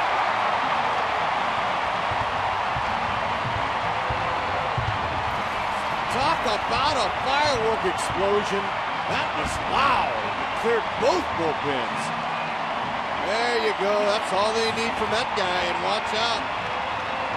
They get all 4 of those guys hitting in that middle. Hunter Abreu, Juan Rivera, Kendall Morales, and you got some power. And that was a long shot right down in his wheelhouse. 3rd home run. Way to go, Big Daddy. So the Angels really jumping on Brian Bass for 6 runs in the 8th inning, and they now lead it 11-4. Angels were trailing 4-0 in the 5th. Look at him having fun with Big Daddy. You know, that guy, he lights up the clubhouse every day he comes in. Vladdy, he smiles whether he's hitting, whether he's hit 50 homers or if he's hitting none. The guy's the same guy every day. Look at Vladdy, he's taking a courtesy, a curtain call. A line smash to the shortstop, and Dino takes it. And finally, the Orioles get the 2nd out of the 8th. Let's listen to that swing and the sound. Woo-hoo! He barreled that baby. Look where it was. Man, that's below the knees. That's right where Bass wanted to locate the pitch. And Vladdy comes out for a little call. And I think Trembley's saying, man, we better go load up from another arm out there in the pen. I want you to know, with dreadlocks, 1 home run. With a clean haircut, 2 home runs. Enough said. That'll work. As Mike Scioscia said, when he got the haircut, he said he looks a whole better today than he did yesterday. And Mike Scioscia loving the score. 11-4 Angels on Vladdy's 3rd of the year.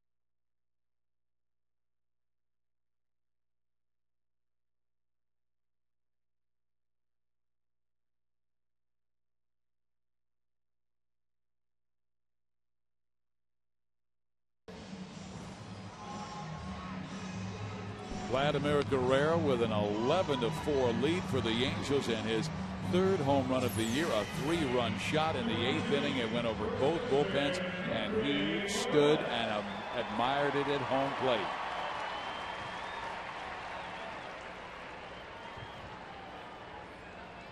Man, that was a crusher. Oh, man, you don't see a ball hit that far in Angel Stadium very often. Well, the Angels with 6 runs in the inning have busted wide open. Mark Hendrickson comes out of the bullpen for Baltimore. He's facing Kenby Morales, batting from the right side. Morales tonight is 1 for 4. That was a single his first time up. So Guerrero with 4 RBIs tonight. He now has 18 this year. Looks like the Angels will get their 44th win to tie Texas for first in the West.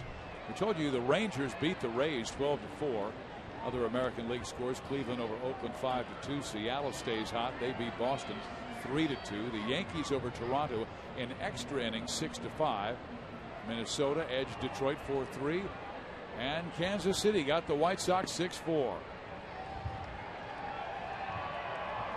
The Angels tonight with 11 runs on 16 hits. They've been getting double figures in runs quite frequently lately. During that 7-game win streak, they scored over 10, 11 times. And you see 3 times.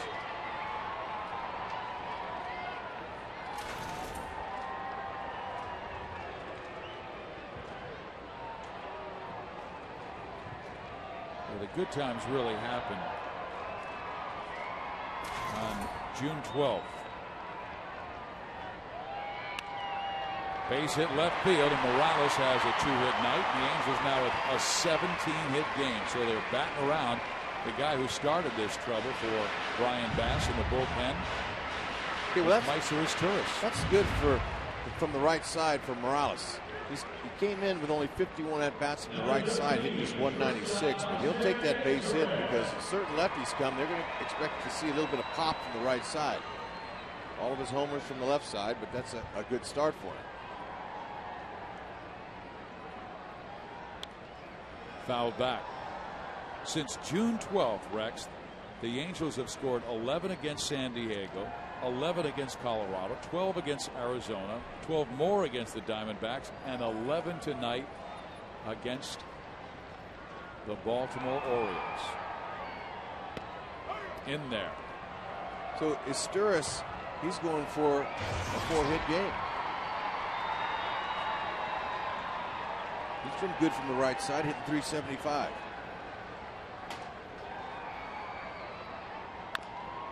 Chopper up the middle. This will be handled by Roberts. His throw just in time. The inning goes over, but the Angels score 6 runs. And the highlight is Big Daddy's big fly to left. It is an absolute shot.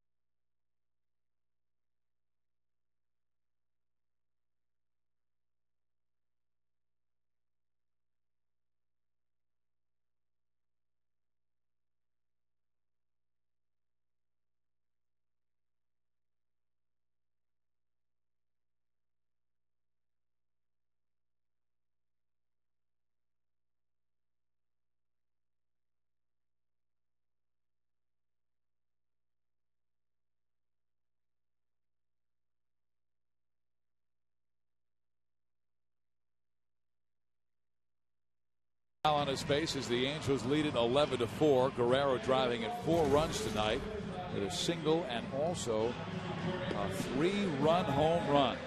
Angels with an 11-4 lead, trying to push the record to 44-35 as they play the finale of this 4-game series tomorrow.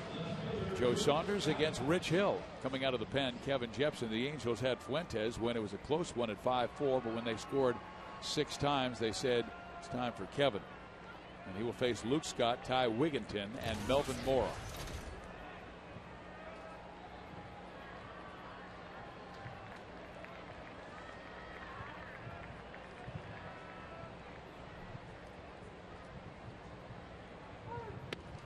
Jepson's first pitch misses inside. Kevin came in with a 2-2 mark, but a 10.80 earned run average. This is a guy with a solid arm. Yeah, he's got mid-90s fastball. But he's allowed 25 hits in just 13 in the 3rd innings.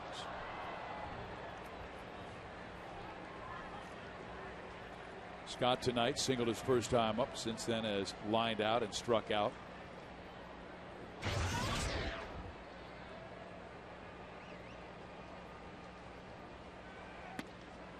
Good pitch there. That's that little slider that he's been developing lately to go with his curveball and mid-90s fastball. Yeah, Mike Butcher's been working with him a little bit, and he says, look, we need to come up with a little something different, a different look for these hitters, because they've been hitting his breaking ball when he throws it for a strike. It's a good hook, but when it's elevated from the belt to the knees, guys have not been missing it at all. He's got a good strong arm, and they like his future. Here's the hook that misses.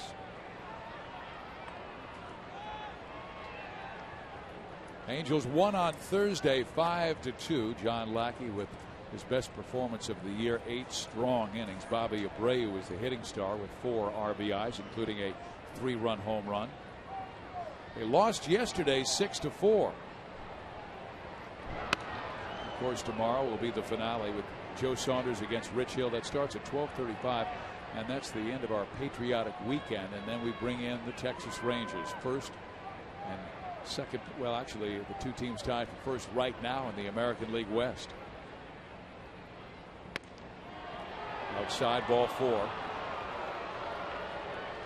Well, that's not what Mike Scioscia wants to see. Wants to see him get in there with this kind of lead. So what if they hit a homer, but don't walk anybody, and he has.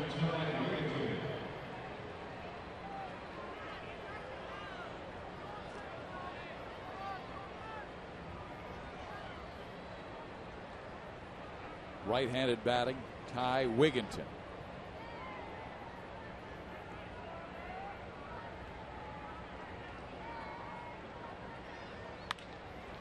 That could be 2, a 6, a 4, and a 3 double play. Well, he'll take that. Nice off-speed pitch at 88, got him to do that.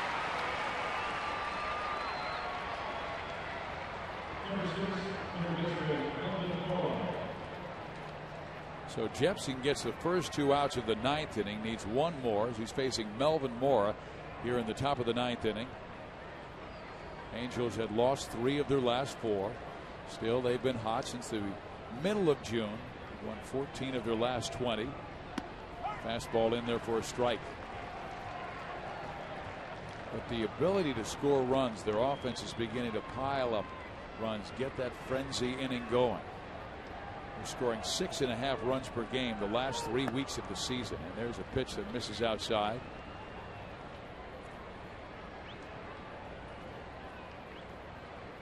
Their biggest deficit this year, 5.5 games back in late May. Tapper foul. And since that time, they've rallied. As a matter of fact, took a 2.5 game lead against the Texas Rangers. Then the Rangers beat the Angels the final 2 games of that series. Now they're trying to take 2 of the first 3. 2 of the first 3 from Baltimore. Jepson has Mora down in the count, 1-2. Out off.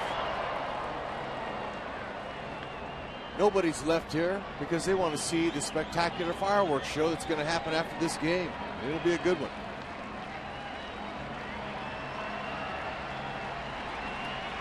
Bullpen continues to improve. Jepson trying to complete 3 1/3 innings of shutout baseball by the pen tonight. The pitch. Fought off again. Bolger would get the win. He would run his record to 3-1. He was terrific. Faced 4 batters. Retired all 4. Controlled the count. The losing pitcher would be Danny Baez.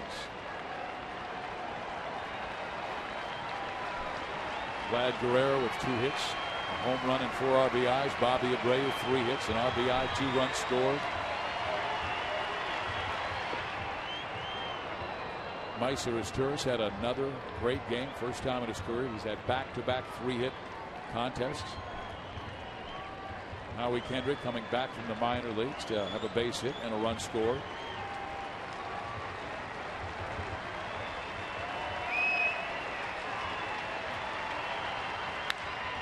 Ground ball first. Morales has it. This should do it. It does. Angels win the ball game. 11-4 the final score. Vlad Guerrero goes deep with a monstrous home run to left. And the Angels bullpen outstanding. So light up the halo as the Angels still tied for first place in the American League West. Yeah, look at that late explosion by the Angels. First 2, 3, 4 innings, they did nothing. And then all of a sudden, the 5th through the 7th, 8th, and 9th, I mean, they didn't go to the 9th and the 8th. They powered on those runs, man. Nice hitting display, 17 hits. 11-4. The Angels beat the Baltimore Orioles. We'll be right back.